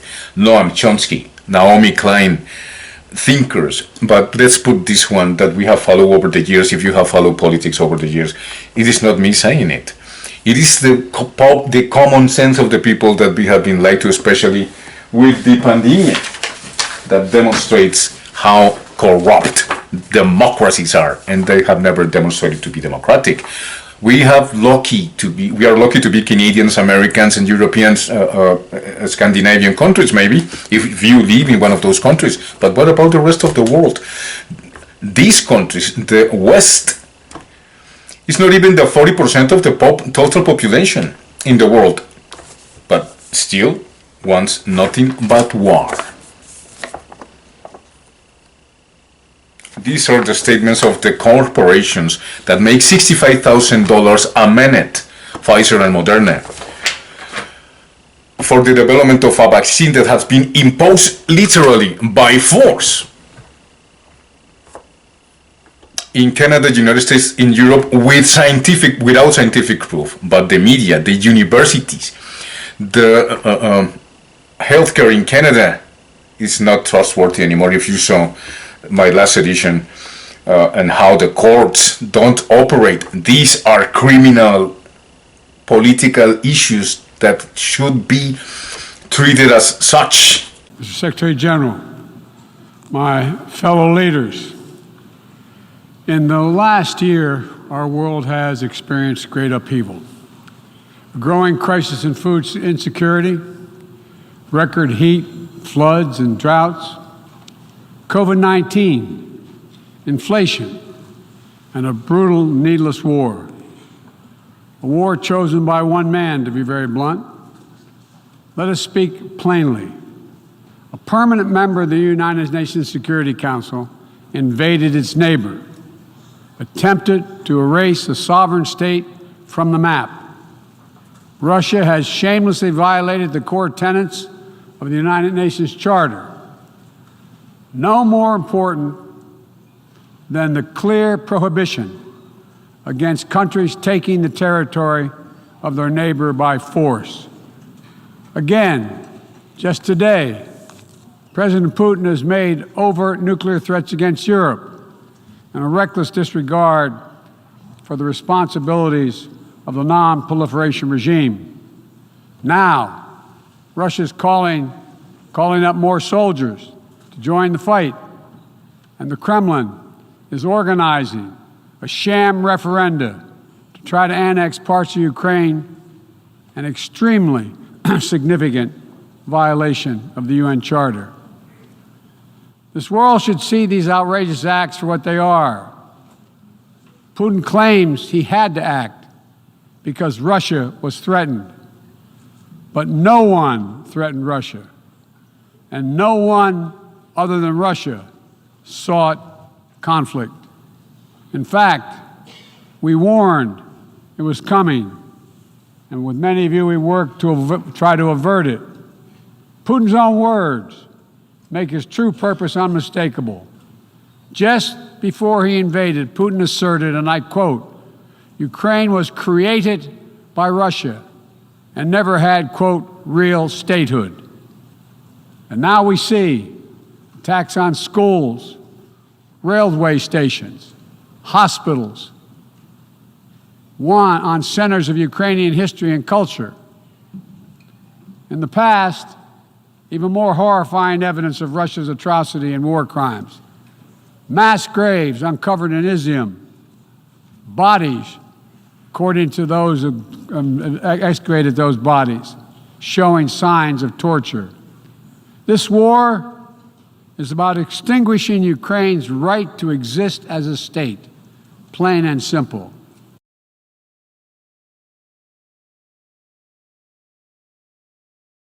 Well, Politico is reporting the Biden administration is preparing to ask Congress to approve a new $1.1 billion arms sale to Taiwan. The package reportedly includes 60 anti-ship missiles, 100 air-to-air missiles. This comes after 2 U.S. warships sailed through the Taiwan Strait Sunday for the first time since House Speaker Nancy Pelosi visited Taiwan earlier this month. China condemned the visit and launched major military drills near Taiwan. Meanwhile, President Biden announced $3 billion in more military aid for Ukraine last week, including money for missiles, artillery rounds, and drones to help Ukrainian forces fight Russia. We begin today's show looking at U.S. policy on Russia and China. We're joined by the economist Jeffrey Sachs, director of the Center for Sustainable Development at Columbia University. He's president of the UN Sustainable Development Solutions Network. He served as advisor to 3 UN secretaries general. His latest article is headlined, "The West's False Narrative About Russia and China."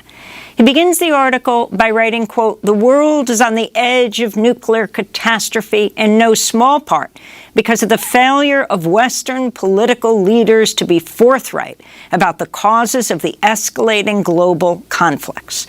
The relentless Western narrative that the West is noble while Russia and China are evil is simple-minded and extraordinarily dangerous," Jeffrey Sachs writes.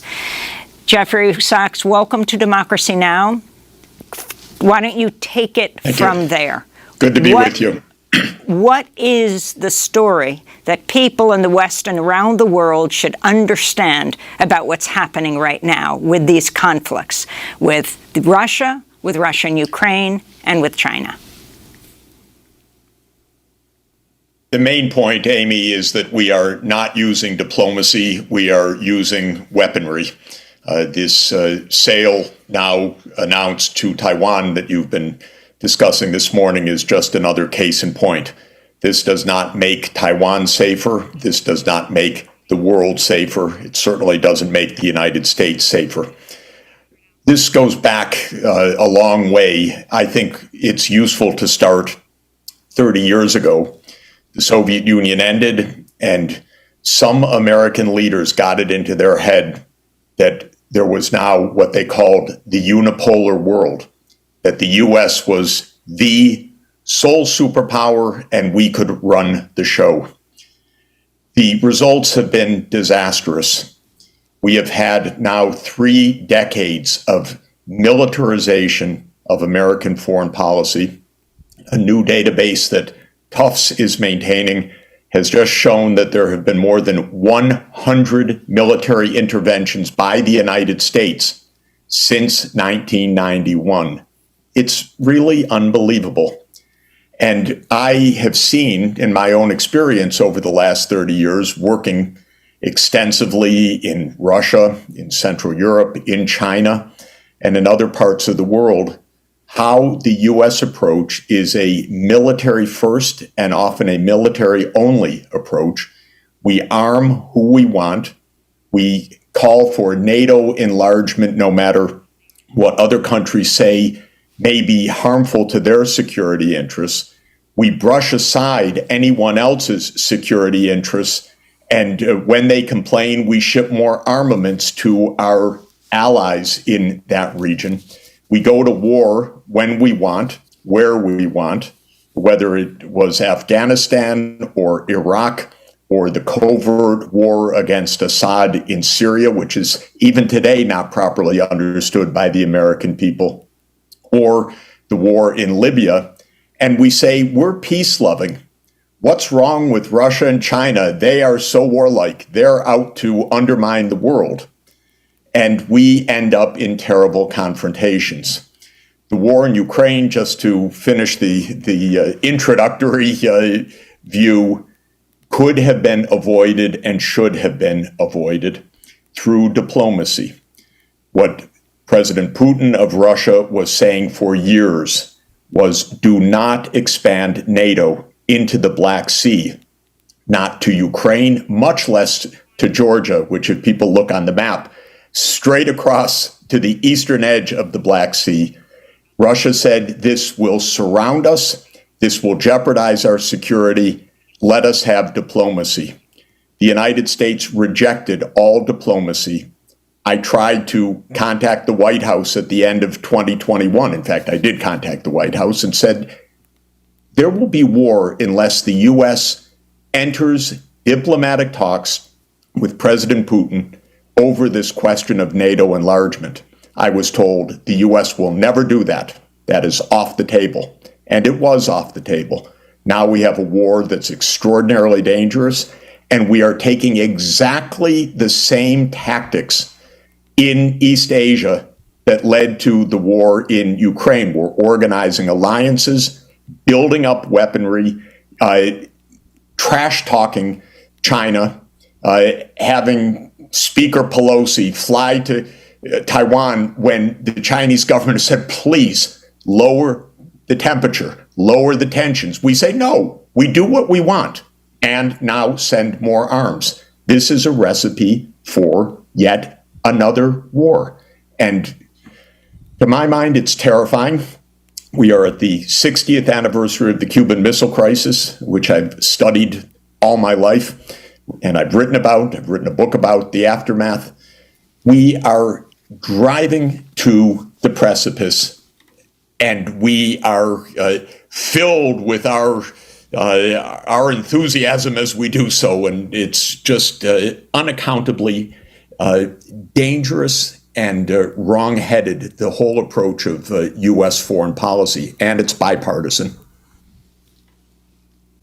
Jeffrey Sachs, I wanted to ask you, one of the things that you mentioned in a recent article that was published in Consortium News was this insistence of the United States, dragging Europe along as well, in maintaining hegemony throughout the world at a time when the economic power of the West is declining. You mentioned, for instance, that the BRICS nations, Brazil, Russia, India, China, and South Africa, represent more than 40% of the world's population and have a greater GDP than the G7 nations, yet their interests and their concerns are pretty much dismissed, or in the case, obviously, of Russia and China, portrayed to the American people as the aggressors, as the authoritarians, as the ones that are creating turmoil in the world. I'm wondering if you could expand on that. Yeah, absolutely. And directing us to that is extremely important. The disproportionate power of the Western world, and especially the Anglo-Saxon world, which started with the British Empire and now the United States, is about 250 years old. So a short period in world history. It happened for a lot of very interesting reasons that the Industrial Revolution came to England first. The steam engine was invented there. That's probably the single most important invention of modern history. Britain became militarily dominant in the 19th century, like the United States was in the second half of the 20th century. Britain ran the show. Britain had the empire on which the sun never set.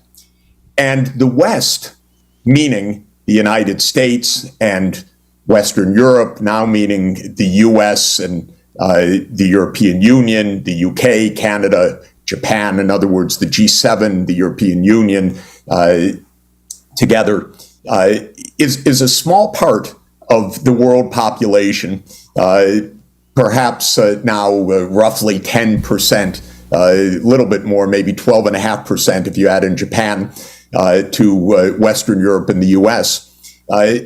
But the mindset is we run the world. And that was the way it was for 200 years in this industrial age. But times have changed. And really, since the 1950s, the rest of the world, when it gained independence from European imperialism, started to educate its populations, started to adopt and adapt and innovate technologies. And lo and behold, a small sliver of the world really didn't run the world or didn't have a monopoly on wisdom or knowledge or science or technology. And this is wonderful. The knowledge and possibility of decent lives is spreading throughout the whole world. But in the United States, there's a resentment to this, a deep resentment. I think there's also a tremendous historical ignorance because I think a lot of U.S. leaders have no clue as to modern history. But they resent China's rise. That is an affront to the United States. How dare China rise? This is our world. This is our century. And so starting around 2014, I saw step by step, I watched it with intense detail because it's my daily activity, how the United States recast China, not as a country that was recovering from a century and a half of great difficulty, but rather as an enemy. And we consciously, as a matter of American foreign policy, started to say we need to contain China. China's rise is no longer in our interest, as if the United States is to determine whether China is prosperous or not. The Chinese are not naive. In fact, they're extraordinarily sophisticated. They watched all of this exactly the same way that I did. I know the authors of the U.S. texts. They are my colleagues at Harvard or other places. I was shocked when this kind of containment idea started to be applied. But the basic point is the West has led the world for a brief period, 250 years, but feel that's our right. This is a Western world. We are the G7. We get to determine who writes the rules of the game. Indeed, Obama, a good guy on the spectrum of what we have in foreign policy, said, let's write the rules of trade for Asia, but not have China write any of those rules. The U.S. will write the rules. This is an incredibly naive and dangerous and outmoded way to understand the world. We in the United States are 4.2% of the world's population. We do not run the world. We are not world leader. We are a country of 4.2% of the people in a big, diverse world, and we should learn to get along. Play in the sandbox peacefully, not demand that we have all the toys in the sandbox. And we're not over that thinking yet. And unfortunately, it's both political parties. It's what motivates Speaker Pelosi to go to Taiwan in the middle of all of this as if she really had to go to stir up the tensions. But it's the mindset that the U.S. is in charge.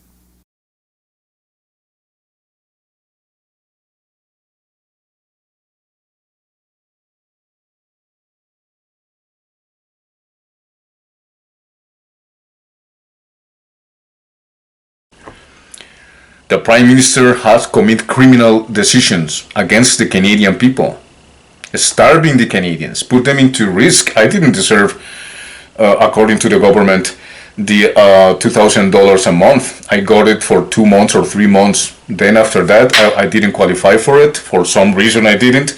The GST checks, for example, for the people in poverty, it used to be in the beginning of the year $114. Now it's $57. They cut the budget and for GST checks and assistance.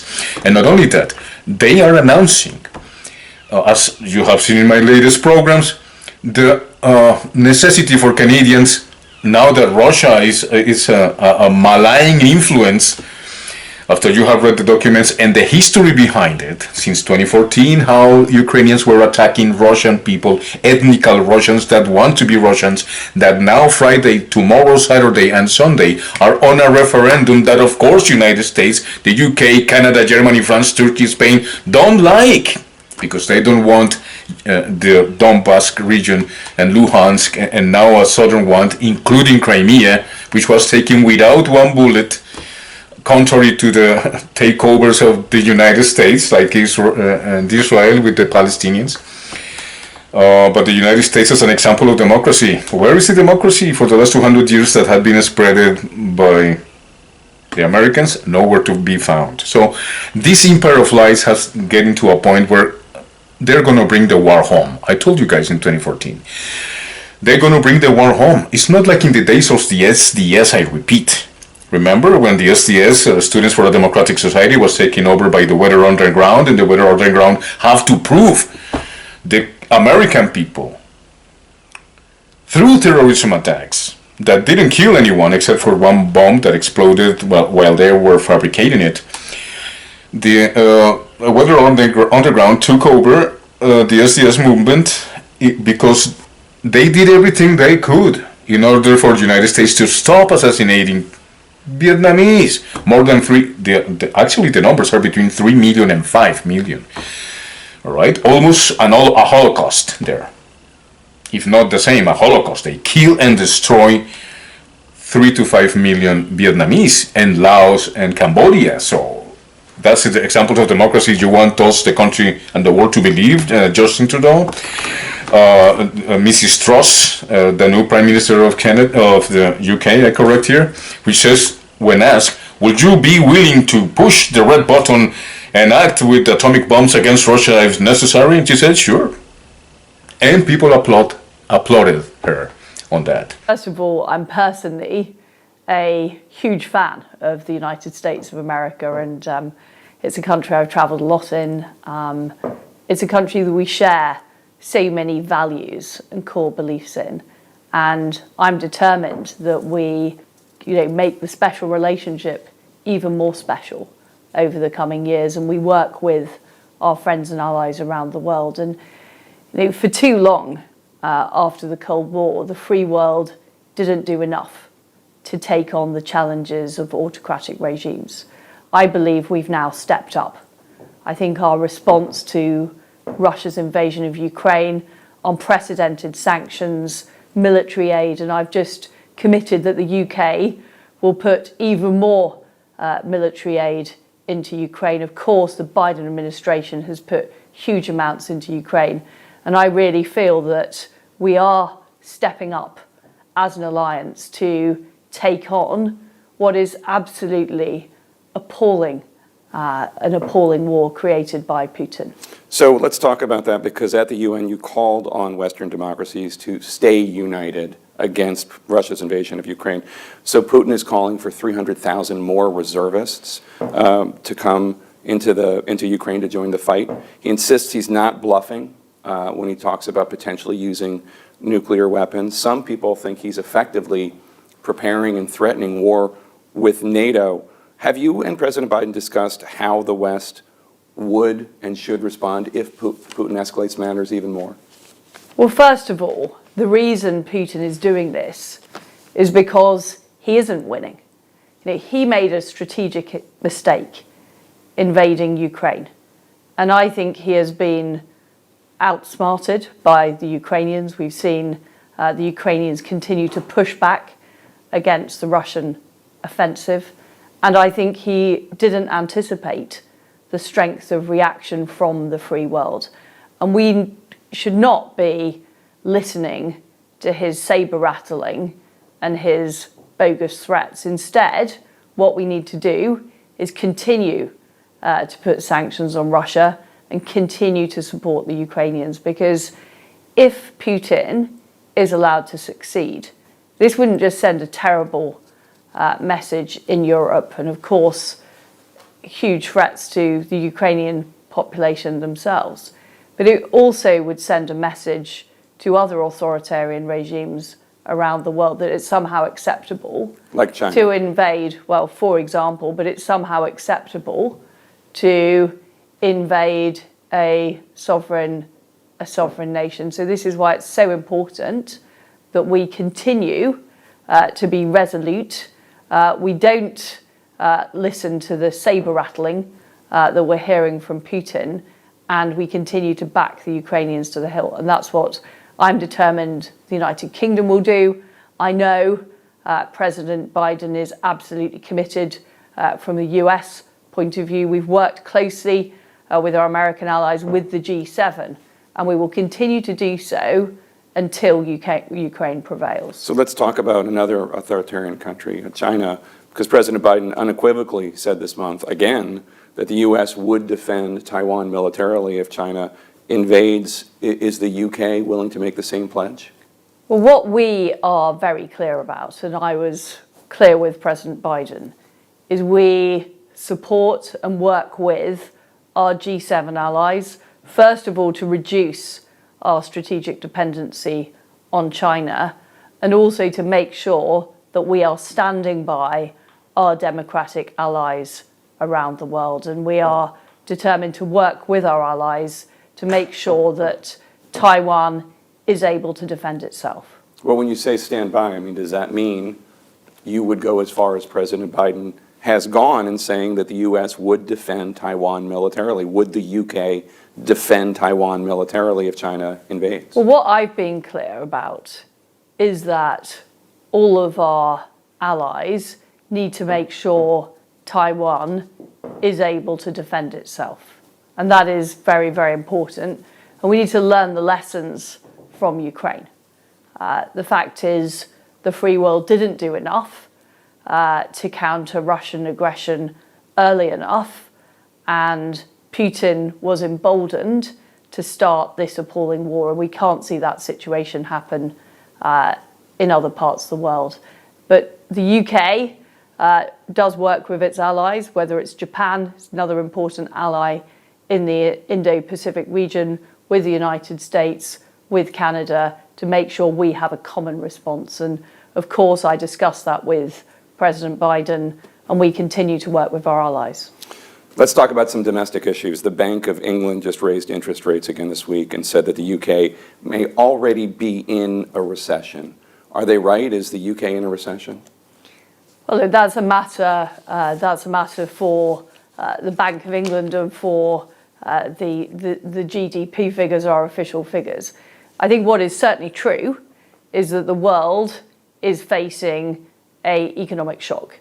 First of all, the aftermath of COVID, and secondly, the Russian invasion of Ukraine, which has pushed up energy prices. And what I'm determined to do as Prime Minister is make sure that we are doing all we can to grow our economy, all we can to attract business and investment into the UK, so that we have a clear pathway to becoming a higher growth economy, more jobs, higher wages. That's what I am focused on. The same with Americans. The Congress of America is nothing but corporations, one behind the other, lobbying for these political careers. But like I said, if you want America to become America, well, vote for Nancy Pelosi next elections. There's Democrats or Republicans are not what the United States need. Bernie Sanders already defrauded the United States people twice. I mean morally and politically, by not running as an independent. That's my opinion. That's my take of politics. That's just what I think. And it's not trustworthy. Even though his ideas are awesome regarding the collective debt for students, and of course the vision that he has explained since 2014, regarding the electoral system in the United States, the interference against other countries, which is exactly coincides with the document you heard from Russia and China, the Bernie Sanders point of view. But the response of the United States always and every time, and especially in March and April, was to send this funny-looking Prime Minister of UK, which laughs and everything is a joke for them, that he went to Kiev, and in Kiev convinced the president of Ukraine not to follow Russian guidance in order to look for dialogue and peace and demilitarize zones and look to accords and peaceful accords. No, they want war. So with that in mind, they're going to bring war home, guys. Now pay attention to these numbers here. Which country sent weapons to Ukraine? The United States, 1 high mobility artillery rocket systems HIMARS, 72 155mm howitzers, 72 vehicles to tow them, 144,000 rounds of ammunition, 120 Phoenix Ghost tactical drones, 1,400 Stinger anti-aircraft systems, 5,000 Javelins anti-tanks missiles. That's only the United States, not counting here the money. yet. Canada has sent to Ukraine 20,000 artillery shells of M777 howitzers, drone cameras, 1,000 of rifles and ammunition, high-resolution satellite imagery, 1,000 rocket launchers, 1,000 of hand grenades, 2 tactical airlift aircraft. This is in August. Before August, this data is from April-May 2022. Turkey, Bayraktar TB2s, combat drones. Spain, 30 trucks, heavy transport trucks, 10 small vehicles. The United Kingdom, 120 armored vehicles, 5,800 anti-tank missiles, 5 air defense systems, 1,000 rockets, 4.5 tons of explosives, a counter-battery radar system, GPS jamming equipment, 1,000 of night vision devices, trained more than 22,000 Ukrainian soldiers. Germany, air defense system, tracking radar systems, self-propelled howitzers and tanks. France, Milan anti-tank missiles, Caesar self-propelled howitzers, Mistral anti-aircraft missiles. Norway, Sweden, Finland and Denmark, 100 French-made Mistral anti-aircraft missiles, 4,000 M72 anti-tank weapons, 10,000 single-use anti-tank launchers, 2,500 assault rifles, 150,000 rounds and ammunition, 1,500 single-use tank launchers, Harpoon anti-tank ship missile systems, Belgium, Netherlands, Greece, and Italy, 5,000 automatic rifles and anti-tank weapons, 200 Stinger missiles, Soviet-era tanks, 400 Kalashnikov assault rifles. And that's just from March and April. Of course, you have seen how the United States and UK are still willing for all these countries to keep sending weapons and money. And you heard President Zelensky speaking how he needs money and more weapons because he plans to go against Russia till the end, he says. We need to understand, Canadians, fellow Europeans, Australians, New Zealanders, Scandinavian countries, especially Finland and Sweden. You have been neutral, Sweden and Finland, for decades now. Why would you like to go to war against Russia? Russia didn't want to really destroy Ukraine. You would have done it with the arsenal that possesses right now, not only with nuclear weapons and the thousands of nuclear weapons that the United States, Israel, and Russia have together. But now, of course, Israel accusing Iran that it's going to make bombs. Israel has more than 400 of them, according to the research and investigation that cost some intelligence officers 18 years in solitary confinement there in Israel. But they're looking for the opportunity to attack Iran, whether they do it on their own or they do it like they're doing in Syria. Why is Israel attacking Syria? Oh yeah, because they attacked them in '67, sure. So they're never going to forget them and whatever. The same with the United States. You can see the president. Let's take a look to this. I wanted to take videos here and there, but I found that there's a Christian channel, of course, very conveniently, that pretty much sums up what I'm conveying here. Welcome to the 700 Club. Mixed messages. That's what the United States is sending regarding the Iran nuclear deal. President Biden wants to sign the deal, and his administration's new ambassador is in Israel this week pushing the president's plan. Congressional leaders from both parties are pushing back. They seek a different course of action. Julie Stahl reports on the opposing views. The U.S. believes a diplomatic approach is the best solution to this ongoing conflict with Iran, according to U.S. Ambassador to Israel, Tom Nides. We would like to obviously extend the JCPOA, but under the terms that the Biden administration has laid out. We get into greater details of that later, but certainly it's an important thing that we care about deeply. Nides told foreign journalists that President Biden would not tolerate a nuclear Iran. The president has articulated many times we will not stand by to let the Iranians obtain a nuclear weapon. And the president has articulated this both to Prime Minister Lapid and to the leadership of this government that we will not tie Israel's hands to defend itself against Iranian aggression. Supporters of re-entering the 2015 deal believe the original agreement effectively restrained Iran's Iran's nuclear capabilities, although military intelligence reports and UN inspectors have refuted that conclusion.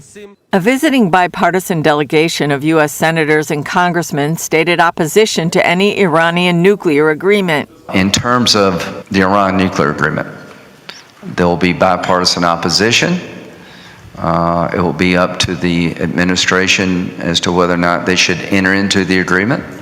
Republican Senator Lindsey Graham says he and Democrat Senator Bob Menendez have put forth a different plan. Senator Menendez and myself have offered an alternative to the JCPOA, allowing Iran and Sunni Arab nations to have nuclear power, but all their enrichment would be done outside the region, so you wouldn't have to worry about nuclear proliferation. Menendez says any agreement must pass congressional review. If it does, he and Graham want additional legislation that would subject Iran to continuing reviews. And he says the International Atomic Energy Agency should investigate and draw a conclusion about undeclared Iranian sites. That conclusion, I think, would only lead us to the fact that Iran did seek to produce nuclear weapons. They lied to the world. And now the question is, how do you frame their march forward? Both the senators and ambassador agree that U.S. support for Israel is unwavering. All of us believe it's a good investment in America's national security to have a strong and capable Israel. So no matter the outcome of the election, there's not going to be any major change in support for Israel, no matter who is in charge of the House and the Senate. Julie Stahl, CBN News, Jerusalem. Well, let me echo that we shouldn't sign any kind of deal with the current government in Iran. They have repeatedly lied about their nuclear ambitions, their nuclear capability, the technology they're quite clearly using to develop nuclear weapons. They've lied to the UN, they've lied to the US, they've lied to Europe. They've concealed what they are truly doing. So how can you ever trust them to honor any kind of terms on any kind of treaty agreements? This nation is the largest exporter of terrorism in the world today. Hezbollah, Hamas are all supported financially, supported with weapons, with drones, with all kinds of military technology. Why in the world would we ever trust them with nuclear weapons? President Biden used his position on the world stage to remind members of the UN's General Assembly that Russia's invasion of Ukraine 211 days ago was a clear violation of the global order. This war is about extinguishing Ukraine's right to exist as a state, plain and simple, and Ukraine's right to exist as a people. Whoever you are, wherever you live, whatever you believe, that should make your blood run cold. Russia's president escalating the crisis, calling up 300,000 reservists to fight after Ukraine makes dramatic gains on the battlefield. Putin saying he won't hesitate to even use nuclear weapons to stop Ukraine's counteroffensive. I want to remind you that our country has various means of destruction to protect Russia and our people. We will certainly use all means at our disposal. This is not a bluff. Ukraine's president, addressing the UN meeting via video, urged the world body to punish Moscow for its invasion and called for a special tribunal to try Russia for war crimes. And Ukraine demands punishment for trying to steal our territory, punishment for the murders of thousands of people, punishment for tortures and humiliations of women and men. While Russia loomed large during Biden's address, the president also used the UN platform to address America's biggest rival. Let me be direct about the competition between the United States and China. As we manage shifting geopolitical trends, the United States will conduct itself as a reasonable leader. We do not seek conflict. We do not seek a Cold War. Biden condemning the ongoing human rights violations in China and around the world, including in Iran, where clashes between police and protesters have erupted nationwide following the death of a young woman, Mahsa Amini, who died for violating Iran's strict Islamic dress code. Today, we stand with the brave citizens and the brave women of Iran who right now are demonstrating to secure their basic rights.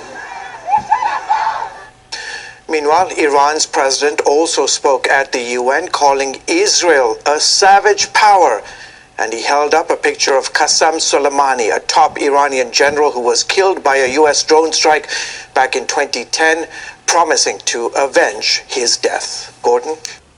It is unacceptable that the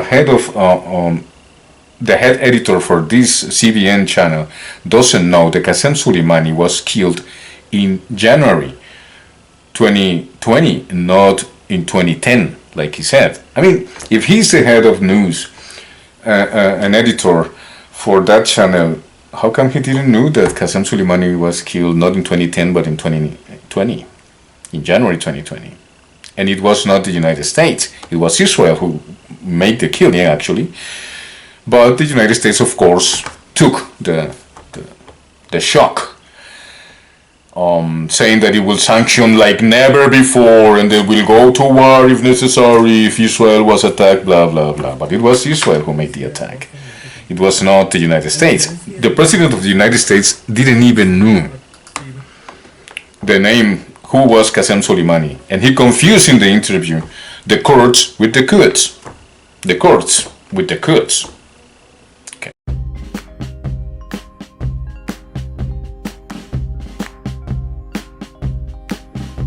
Are you familiar with General Soleimani? Yes. I go ahead. Give me a little. Go ahead. Tell me. He runs the Quds forces. Yes. Okay. Right. Do you expect and I think the Kurds, by the way, have been horribly mistreated by us. No, not the Kurds. The Quds forces, the Iranian Revolutionary Guard's Quds forces, the bad guys. Right. Do you expect his behavior to change as a result? I thought you said Kurds. No. Quds, I'm sorry. I thought you said Kurds. Well, Soleimani is to terrorism sort of what Trump is to real estate. He's many people would say he's the most dangerous man in the world, and he runs the Quds forces, which is their Navy SEAL. Do you think they're going to stop? The gentleman that was going back and forth with Russia and meeting with Putin, I read something, and that seems to be also where he's at. Do you know the players without a scorecard yet, Donald Trump? No, I'll tell you honestly, I think by the time we get to office, they'll all be changed. They'll be all gone. I knew you were going to ask me things like this, and there's no reason because those are like history questions. Do you know this one? Do you know that one? I don't believe in gotcha questions. I'm not trying to, quiz you on who the worst guy in the world is. Well, that is a gotcha question, though. I mean, when you're asking me about who is running this, that is not. I will be so good at the military, your head will spin. Since we have some dire foreign policy issues percolating around the world right now, who are you consulting with consistently so that you're ready on day one? I'm speaking with myself, number one, because I have a very good brain and I've said a lot of things.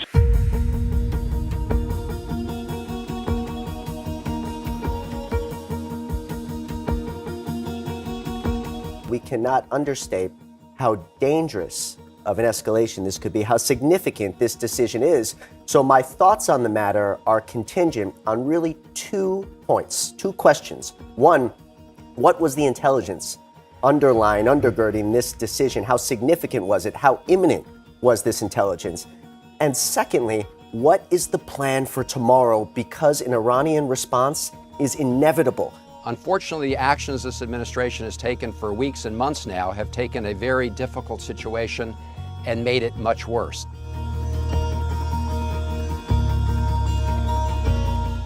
Our president will start a war with Iran because he has absolutely no ability to negotiate.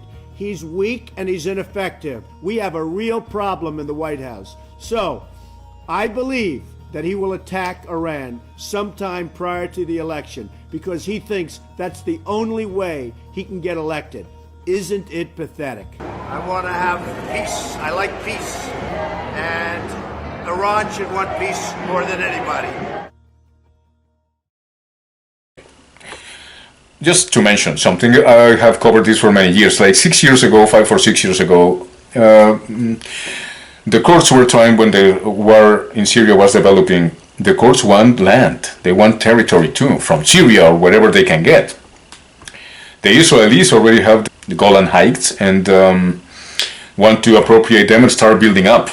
Apart from Palestine, the Golan Heights, which are Syrian, it's in between territories. It was not adjudicated to anyone totally forever.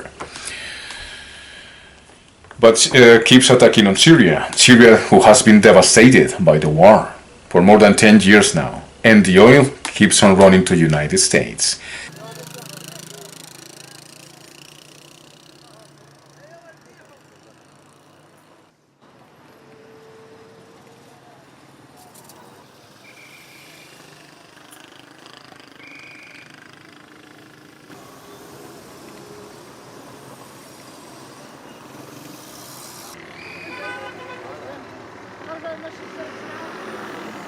شوف العالم قدامك زحمة زحمة زحمة بنزين ما في سرابيس ما عم تطلع من ورا البنزين وكله عم يتفشش وكله بيرجع آخر شيء للمشتقات النفطية والمشتقات النفطية مبينة يعني هلا ترجع الدير ولا أي مناطق اللي فيها نفط بيرجع الوضع مثل من زمان بيرخص البنزين بيرخص المازوت بيرخص كل شيء. نحن بسوريا عم نعاني كثير من تأمين المشتقات النفطية، طبعا الأمريكي هو اللي عم سبب هي الأزمة لأنه هو عم يقوم بسرقة النفط تبعنا، نحن عم نعاني من التدفئة ونوقف ساعات طويلة على محطات البنزين لنعبي بنزين، بالإضافة إنه اليوم نصب مصفات جديدة برميلان، يعني هذا كمان رح يزيد الأزمة أكثر علينا.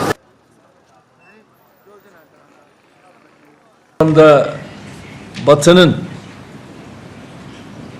isim saymaya falan gerek yok. Takındığı tavrı doğru bulmadığımı çok açık söyleyebilirim. Zira tahrik üzere kurulu bir politika güden Batı var.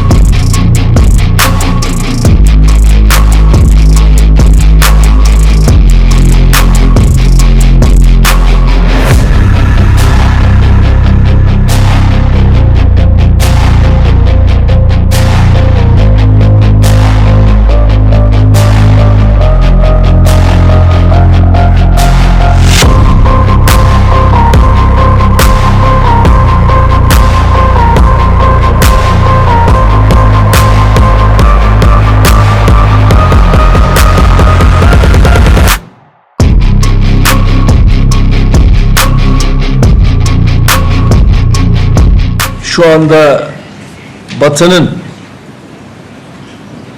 isim saymaya falan gerek yok. Takındığı tavrı doğru bulmadığımı çok açık söyleyebilirim. Zira tahrik üzere kurulu bir politika güden Batı var. Böyle bir savaşı tahrik üzere yürütmeye gayret ettiğiniz sürece oradan netice almak da mümkün olmayacaktır. Türkiye olarak Rusya-Ukrayna arasında hep denge politikasını güttük. Bundan sonra da yine denge politikasını gütmeye devam edeceğiz.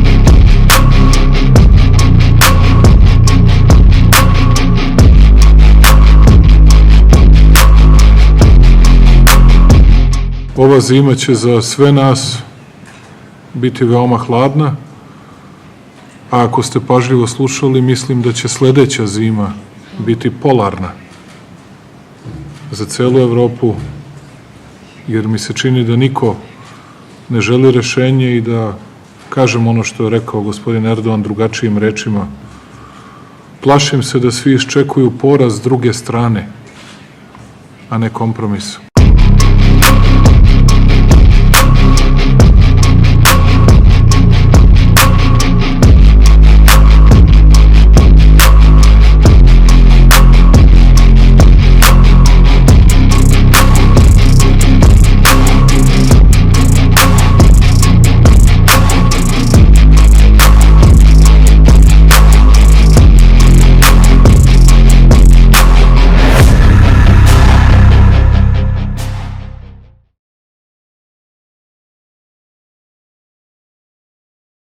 If that's what you want us, the country and the world, through Christians and Catholics, to make us believe that this is somehow God's will to go to war against Iran and to go to war against Russia, it shows literally how manipulative the pastors in the evangelical case, and the Catholic bishops and the Pope, who has opposed the war vehemently.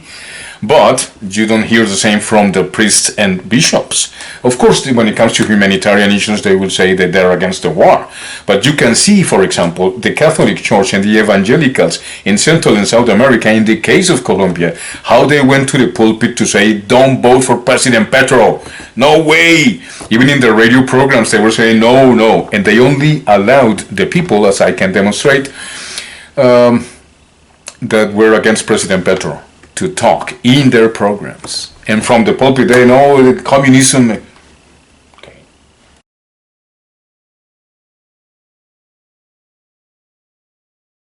So if you want to know really what's going on here, you need to read the history behind it. You need to read the documents that show that the war could have been averted, that it was not necessary. And if that European, because President Putin just said, hey guys, I'm at war at NATO. You are providing intelligence to Ukraine. You are providing weaponry. You are providing training and soldiers. You're hiring mercenaries with the money that you're sending to Ukraine. You're killing our people, and now you want to take over and change the regime here in Russia? I'm not saying that Russia is the best regime in the world. Their people live in very low standards, if you ask me, even though the economy in Russia is awesome. I mean, when it comes for, according to the Western media, for the corrupt elites. Corrupt elites, of course there's elites, and of course there's corruption in Russia. Sure, I'm pretty sure. But for now, with China, Russia has shown nothing but goodwill.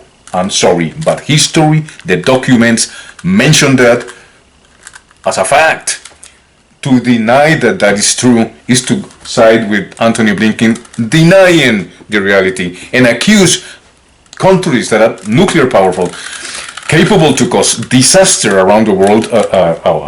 An atomic winter can last for 100 years, even though if you detonate only 10 to 20 nukes in this preventive war that might cause the irresponsible attitude of the politicians in Canada, United Kingdom, the European countries which act like vassals of Israel and the United States with no independence or sovereignty whatsoever. You ask their peoples, look at the revolutions in Czechoslovakia, in France, in Italy.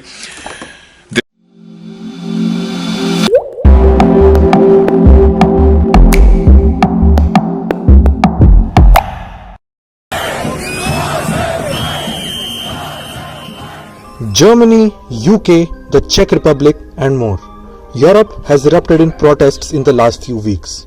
There is one cause that binds all these protests together: skyrocketing energy prices. Almost 7 months since Russia's invasion of Ukraine, which doesn't seem to be ending anytime soon, many citizens say they are running out of patience.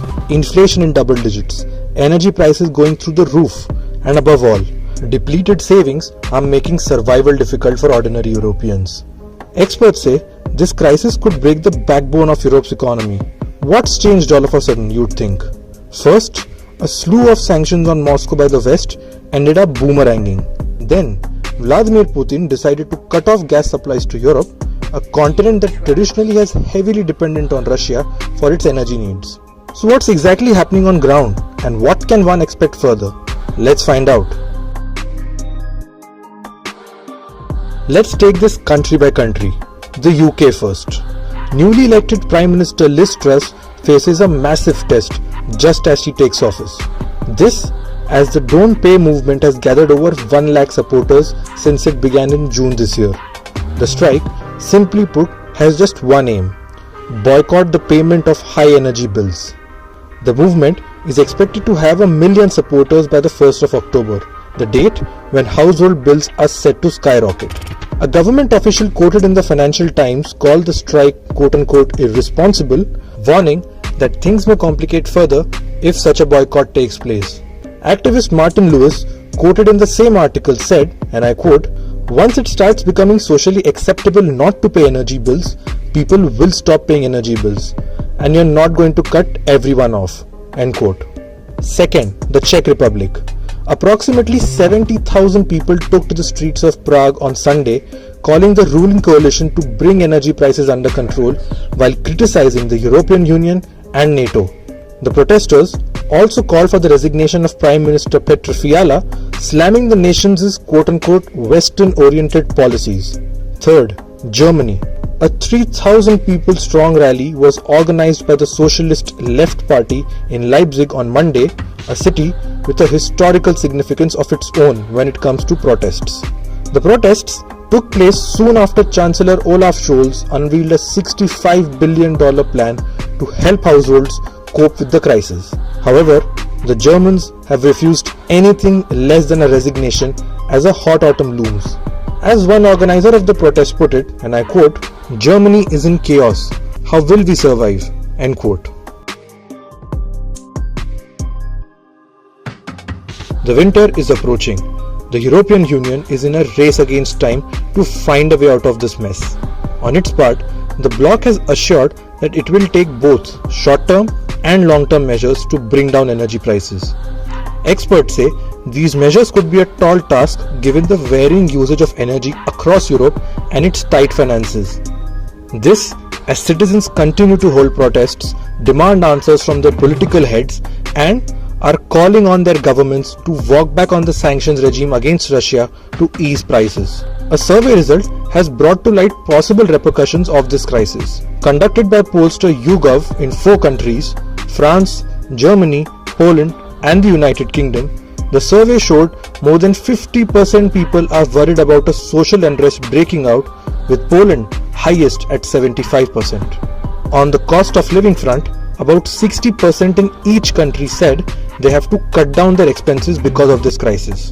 2 main points emerge from this. First, Europeans have hardly any trust left in their governments to solve the crisis.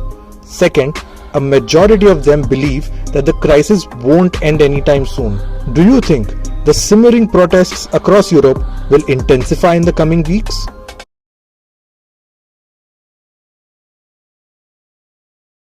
The right-wingers are now taking over the control in the elections this weekend, also in Italy. But the right-wingers are acting more, in many cases, like the left. Because this is not a matter of left or right. This is a matter of justice and truth. And if you don't understand that, you are as dumb as I can be, because history and documents, I explain again, as I have explained in my programs, are contradicting the United States, and especially when it comes to the lies of the pandemic, that Mr. Trudeau don't want to lift yet in order for people to transport themselves in the country, which is against the Canadian Constitution. And what appalls me is the ineptitude, if not the irresponsibility, of the courts in Canada to find immediately who is responsible of all these lies for the last 3 years that have cost Canada billions of dollars, lots of loss of jobs and opportunities, and the mandatory vaccination for students in Ontario, for example, or for the University of Toronto, how they fired these people and looked at us, unvaccinated people, who have proven nowadays that natural immunity is 2.7 to 3.2% more effective than any vaccination, but the healthcare in Canada says plus a vaccine, healthcare, natural immunity is good plus the vaccine. No, we don't want the vaccine, we don't need the vaccine. And the ways that you have treated your own people, Canada, Justin Trudeau, should be, of course, a matter of courts right now as criminal offenses that have been made to the Canadian people. And not only that, the fact that they don't answer to the people in Canada. No, I cannot answer that because I am protected by the Constitution of Canada, not to discuss and not the Constitution of Canada in the Senate or the Parliament is for you to respond. Whether you're the Chief of Police, whether you're the Central Intelligence in Canada, CIS, whatever, Canadian Intelligence Services, if you're a Prime Minister, if you're a Minister, you have to respond to the Canadian people according to the Constitution, or be fired or be found with criminal intent, or whatever figure that is in the Penal Justice Code to find these people responsible, because there's no responsible. It's like Pfizer, they don't answer to anybody. And as long as Europe, Canada, and the United States is treated like a corporation that doesn't discuss with their people who pay taxes for elected governors, elected people, which are our representatives, as this is a monarchical constitution, democratic, based on the election, a democratic process. These people that have been elected by the people have no answers for the people. They just go with impunity, like is the national health care system here in Canada. The deciders doctor, the Chinese woman, I forget her name, with all due respect, for her Chinese ancestry. COVID vaccine now widely available to younger children. Trauma and emergency physician Dr. Kelly Victory is going to join us now with some things parents should consider before their child gets the jab. Dr. Victory, good to see you today. Thanks for having me, Ginger. Well, thanks for always lending us your insight. The FDA saying that, well, based on their clinical trials, that this is a safe vaccine. But have those trials stood up to the test of time? Well, I don't think that this decision was surprising to anyone who's been paying attention, Ginger, but it doesn't make it any less disconcerting. The clinical trials, we must use that phrase loosely, because the trials have been very, very limited. We have to remember that these vaccines didn't exist a year ago, and they didn't even start testing them on children until the end of May or early June of this year. Given that it's just the beginning of November, we've got somewhere in the range of possibly 4 months worth of data, and that simply isn't adequate in my mind to determine anything about the safety, let alone, or the efficacy, frankly, of these vaccines. I am quite pro-vaccine, but the vaccines that I routinely recommend, particularly for children, are those that have been through the rigorous testing to get fully FDA approved, and that frequently can take a decade or more. And typically those trials, true safety trials, take place on tens of thousands, if not more, children before they are ever concluded that they are safe. Polio and chickenpox, for example, were tested on more than 1 million children before they were released to the public. These COVID vaccines were tested somewhere in the range of 1,100 children, half of whom were in the placebo group. So we have really, really limited safety data, and I think it's quite concerning, particularly when weighed against the almost zero risk that children have from having significant illness from COVID itself. You know, even with the adults getting the vaccine, we've already seen, well, first of all, the efficacy isn't as big as they thought it was. So now there's a booster, and there's already been so many adjustments for bodies that are not going through the same kind of changes as especially this age group, 5 to 11. So what are you recommending parents consider about this?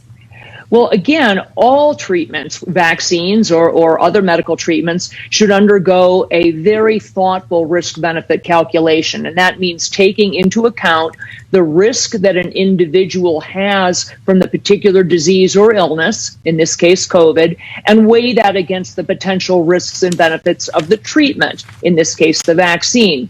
Children, and we have known this from the very beginning of this pandemic, well over a year and a half now, have a de minimis risk from COVID, particularly children in that 5 to 11 age range. The CDC itself is only willing to acknowledge a total of 100 deaths from COVID in that age range, and it's deaths with COVID, not necessarily from COVID.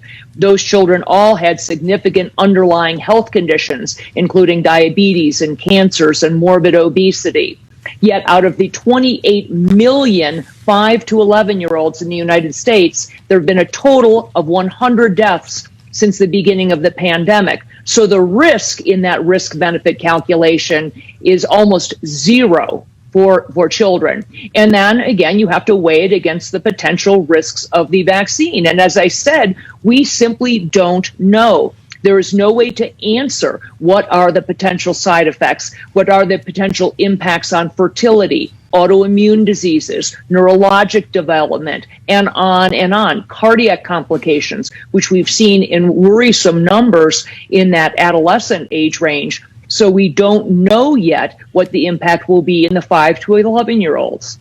You know, we had a doctor on from Rady Children's Hospital, and he said 94 young children have died in the U.S. as a result of COVID. You just addressed this briefly. Expand on it, if you would, because we throw that term around a little too loosely as far as dying from COVID. That would be like an elderly person who breaks a hip and then gets the flu. Did they die from the broken hip, or did they die from the flu? Precisely. So we know that children have been tested for COVID because they're in the hospital, but they're frequently in the hospital with something other than COVID. They might have been admitted, for example, with a complication from diabetes, or they might be in end stages of treatment for cancer, or they were children who were admitted for severe trauma, and they tested positive for COVID. Unfortunately, because of the way that COVID deaths and even hospital admissions have been recorded from the beginning of this pandemic, we have wildly overestimated the actual deaths from COVID as opposed to with COVID. So it will take some time for us actually to sort through all of the data and come to the actual numbers, but I can say it certainly is less than 100. And when you consider, again, 28 million children in that 5 to 11 age range and less than 100 deaths over a 22-month period, you can really come to the conclusion that children, particularly healthy children, are at a risk as close as you could possibly say to zero. Dr. Marty Macri at Johns Hopkins looked at 48,000 cases of COVID in people under the age of 18 and found a mortality rate of 0. So I really cannot, in good conscience, recommend that parents go out and get these children vaccinated until we have more data on the vaccines themselves. I would want to know what is the 12-month, 24-month, 36-month safety data before I asked a child or asked a parent to have a child vaccinated when that child has essentially a 0 risk of significant illness. And on top of that, Ginger, we also know not only do kids not get COVID and become significantly ill, they're lousy vectors of it, meaning they simply don't spread it significantly to others around them, including parents or elderly grandparents or teachers. And we've known that for many, many months, well over a year, based on significant studies and evidence all around the world from places that didn't close their schools down, for example. Yeah, certainly have seen those studies coming out. Before we let you go, I understand that the Pfizer and Moderna, that they're protected from lawsuits, from any side effects from their vaccine, because the nation or the government is basically absorbing that. Is that accurate? That's absolutely true. Parents and patients of any sort, adults or children, have absolutely 0 recourse legally should they have an adverse event from these vaccines. The vaccines at this point are not FDA approved. None of them, none of the vaccines available in the United States, including Pfizer, by the way, who did get FDA approval for its branded product, Comirnaty. Unfortunately, Comirnaty is not available at this point in the United States. So all of the vaccines, J&J, Moderna, and Pfizer, being given to people in the U.S. at any age are only being given under an emergency use authorization, and they have absolutely zero liability. So should you suffer a tragic or unfortunate adverse event from one of these vaccines, there is unfortunately no legal recourse that can be sought. Wow.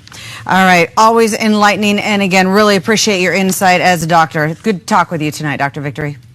Thanks as always, Ginger. Thank you. You got it.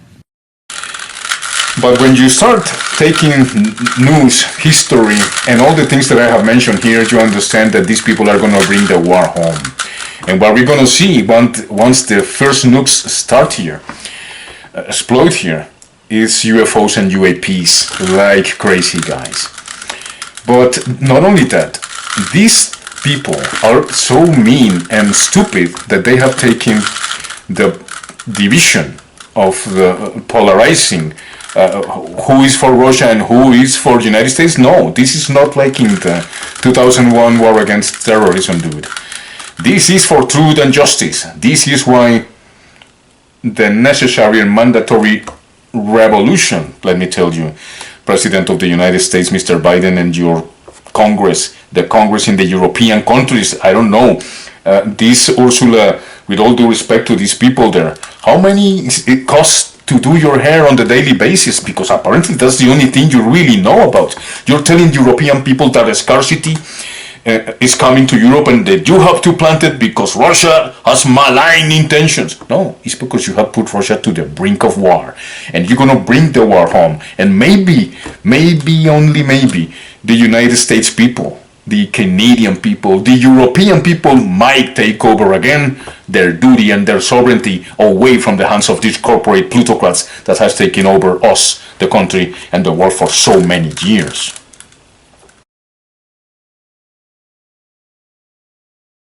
They take it to the music. Roger Waters is doing a tour right now, and they attacked him.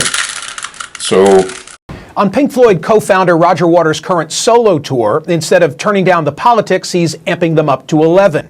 Last time out, he preached against Donald Trump and in favor of Palestine.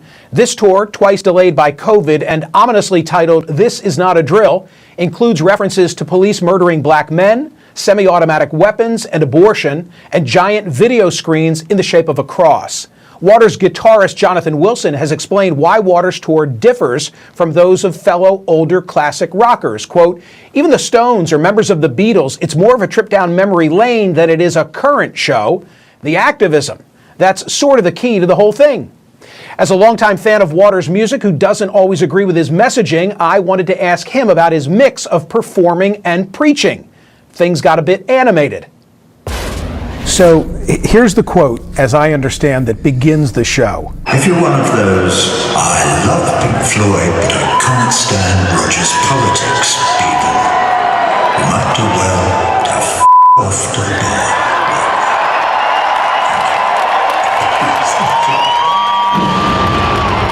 You might do well to F off to the bar right now. At the outset of the show? Yeah. Because it's a really good way to start the show. But apart from anything else, it sets a few things straight. Namely? Also it encourages a lot of the people who have come to the show, because they have listened to everything I've written since, 1965 or whenever I started writing songs. So they do know what my politics are, and they do understand where my heart is. And they understand sort of why I'm there. But maybe it also gives a message to people who don't want to be there, in which case them effing off to the bar is probably not a bad idea. Except that you never know, those people, if they sit in a community like my audience is on these shows of This Is Not a Drill on this tour, there is such a great feeling of communication in that room between me and the audience, and between us combined with all our brothers and sisters all over the rest of the world, irrespective of who they are, where they live, their ethnicity, their religion, their nationality, or anything else. Because if This Is Not a Drill has a message, it is that we have to communicate one with the other. To the guy who says, shut the F up, play the hits, do you want him, as long as he doesn't shout it out, do you want him in the arena? I don't not want him there, so long as he doesn't annoy the people who do understand what's going on in the arena. I'm happy for him to But I'm saying, like, do I have to buy in? Does a person in the crowd have to buy in to the message? I've always loved the music. Right. Some of the messages I can buy into and some I can't. I've only got one message. Two strangers passing in the street, by chance two passing glances meet, and I am you, and what I see is me. That is my message. And that was on Medal, which was in 1970. And basically, my message hasn't changed. I recognize your humanity, but I recognize all the Russians and the Chinese and the Ukrainians and the Yemenis and the Palestinians. Are you an equal opportunity offender on this tour? Here's why I ask. I remember the last tour. Of course, I came and watched. Very much, about Trump. And in the current show, you've got a montage of war criminals, according to you, and a picture apparently of President Biden on the screen, and it says, just getting started. What's that all about? President Joe Biden? Yeah. Well, he's fueling the fire in the Ukraine for a start. That is a huge crime. Why won't the United States of America encourage Zelensky, the president, to negotiate, obviating the need for this horrendous war that's killing. You're blaming. We don't know how many Ukrainians. But you're blaming the party that got invaded. Come on, you've got it reversed. That's any war. When did it start? What you need to do is look at the history, and you can say, well, it started on this day. You could say it started in 2008. Okay, this war is basically about the action and reaction of NATO pushing right up to the Russian border, which they promised they wouldn't do when Gorbachev negotiated the withdrawal of the USSR from the whole of Eastern Europe. When you say this, then I have to say, what about our role as liberators? You of all people. You have no role as liberators. World War II? World War II? You got into World War II because Come on. Pearl Harbor. Pearl Harbor. You were completely isolationist until that sad, that devastating, I would argue we were always going to get in, and that pushed us in. But thank God the United States got in, right? You lost your father in World War II. Thank God the United States. But thank God the Russians had already won the bloody war almost by then. Don't forget, 23 million Russians died, protecting you and me from the Nazi menace. Hey, and you would think the Russians would have learned their lesson from war and wouldn't have invaded Ukraine. Well, you with all your reading, I would suggest you, Michael, that you go away and read a bit more and then try and figure out what the United States would do if the Chinese were putting nuclear-armed missiles into Mexico and Canada. The Chinese are too busy encircling Taiwan as we speak. Okay? They're not encircling Taiwan. Taiwan is part of China, and that's been absolutely accepted by the whole of the international community since 1948. And if you don't know that, you're not reading enough. Go and read about it. Okay. Did we solve anything here today? Yeah, we did. Well, no, we didn't. Because you're believing your propaganda, your side's propaganda. You're defining it as Taiwan, propaganda. you can't have a conversation about human rights, and you can't have a conversation about Taiwan without actually doing the reading. Roger, if you're having a conversation about human rights, at the top of the list of offenders are the Chinese. Why is it always the Western world? At the top of your list. Why is it always the Chinese the Western didn't invade Iraq and kill 1 million people in 2003. In fact, as far as I can recall, hang on a minute, who have the Chinese invaded and murdered, slaughtered? Their own. Bollocks. Okay. That's absolute nonsense. complete nonsense. You should go away and read, but read some proper. Hey, my literature. problem is I spend too much time reading your liner notes, okay? Thank you for doing this. Thank I appreciate you it. for talking to me. It's right. always a pleasure. Is it? Okay. Oh, my God. You're such a troublemaker. Please don't call me that. What? My God. This is what I heard from old rock and roller from the old days, Alice Cooper. Yeah. On August 7, 2022, on the David Ross show, with Alice Cooper from the top rope. Alice Cooper said that when musicians start telling people who to vote for, I think that's an abuse of power. You are telling your fans not to think for themselves, just to think like you.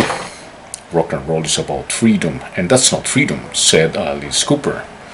You remember Alice Cooper if you're 50 or more. Well, my answer to that is yes, I agree with Alice. The same, not only with musicians, but pastors and priests. But if he is speaking about Roger Waters' interview on CNN, abuse of power also is to make believe your fans, Alice, that anyone who listens rock and roll will be ignorant of the facts of history and the international agreements, as well as the international treatises that are to be respected by all for the benefit of all. That is, if you really care for people and justice and freedom, which I believe is the spirit of rock and roll, am I right? And if you wish to avoid the conflict and war, that is responsible rock and roller, not just rock and roll freedom. Otherwise, what he is saying, what Alice is saying, is that when the nukes start falling at home in the West, Russia and China are the only ones to blame because they never did nothing in recent history to avoid war and conflict, according to the media. And that, Alice, is irresponsible freedom, and is not the spirit of the rock and roll I grew up with and in which I still believe. That's my answer to Alice. I don't know what you think about that.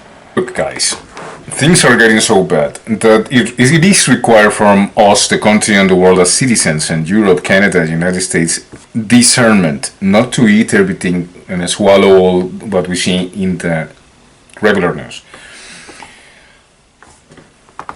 If you believe in God, you better check a little bit on your Bible. Don't trust everything that you hear from your pastor and your priest. I don't trust everything I heard. I believe in the Word of God. I follow my Jesus, big time.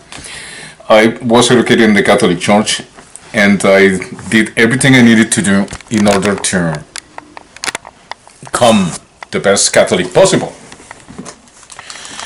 But I cannot tolerate falsehood, not even in my religion, in the name of my God. And that is a duty that all Christians have to obey, whether you're evangelical or Catholic or whatever denomination you belong to.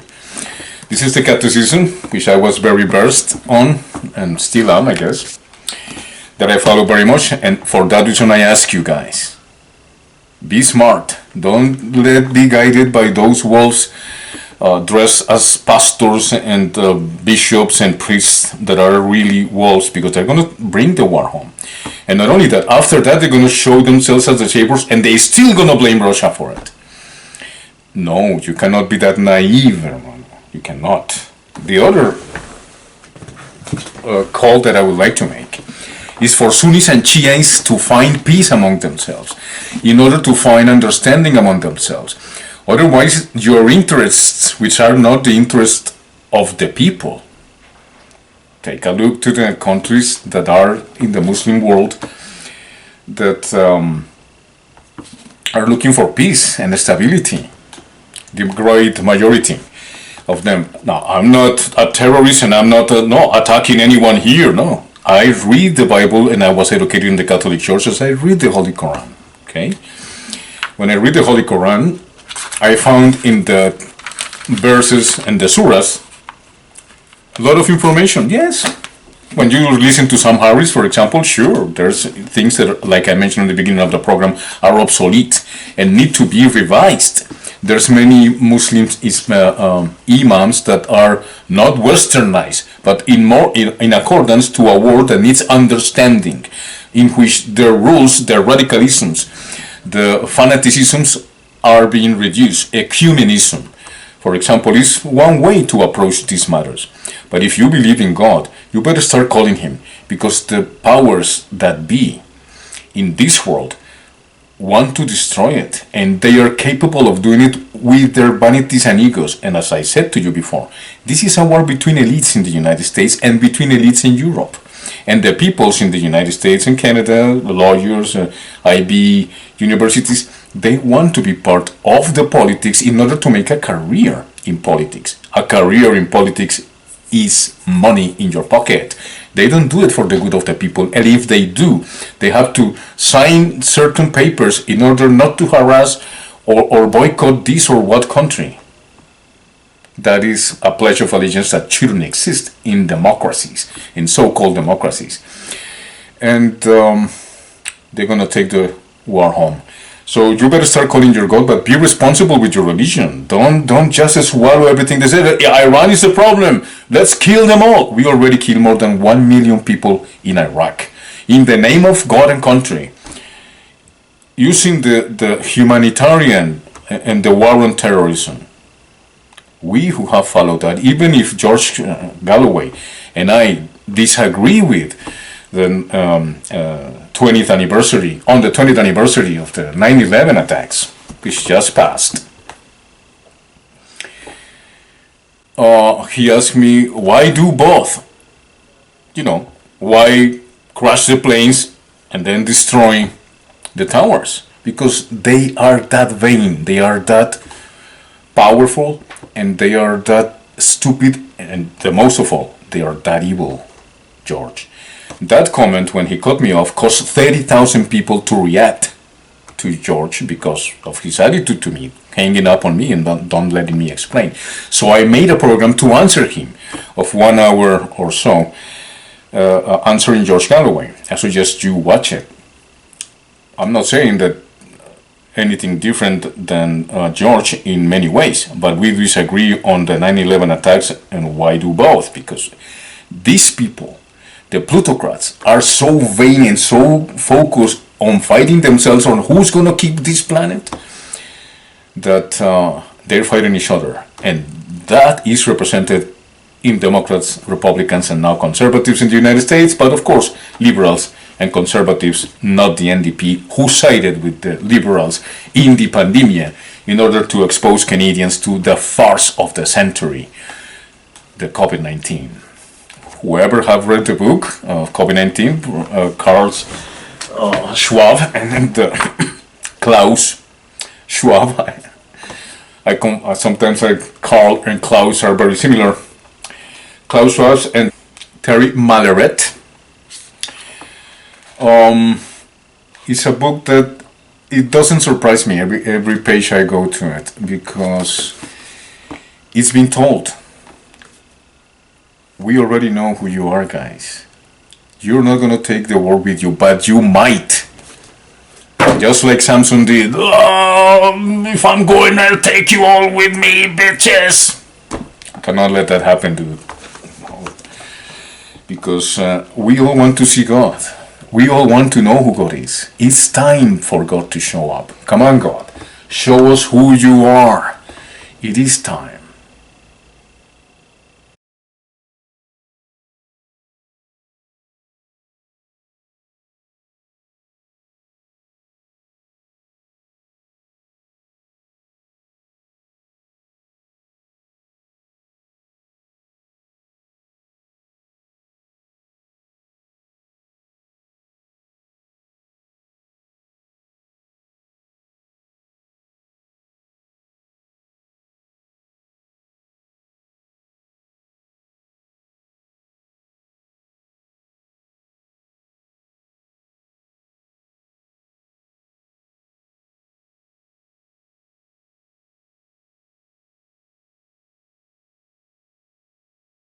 So much to talk about, guys, but like I said, if you want to really understand what's going on and take a look of what's happening, We need to take all the questions and answers that common sense, history, and documents tell you, and understand that we cannot let this happen, or any other way they're gonna bring the war home. And yeah, we need to avoid that. If we're smart enough and understand what I'm saying. So here, catch.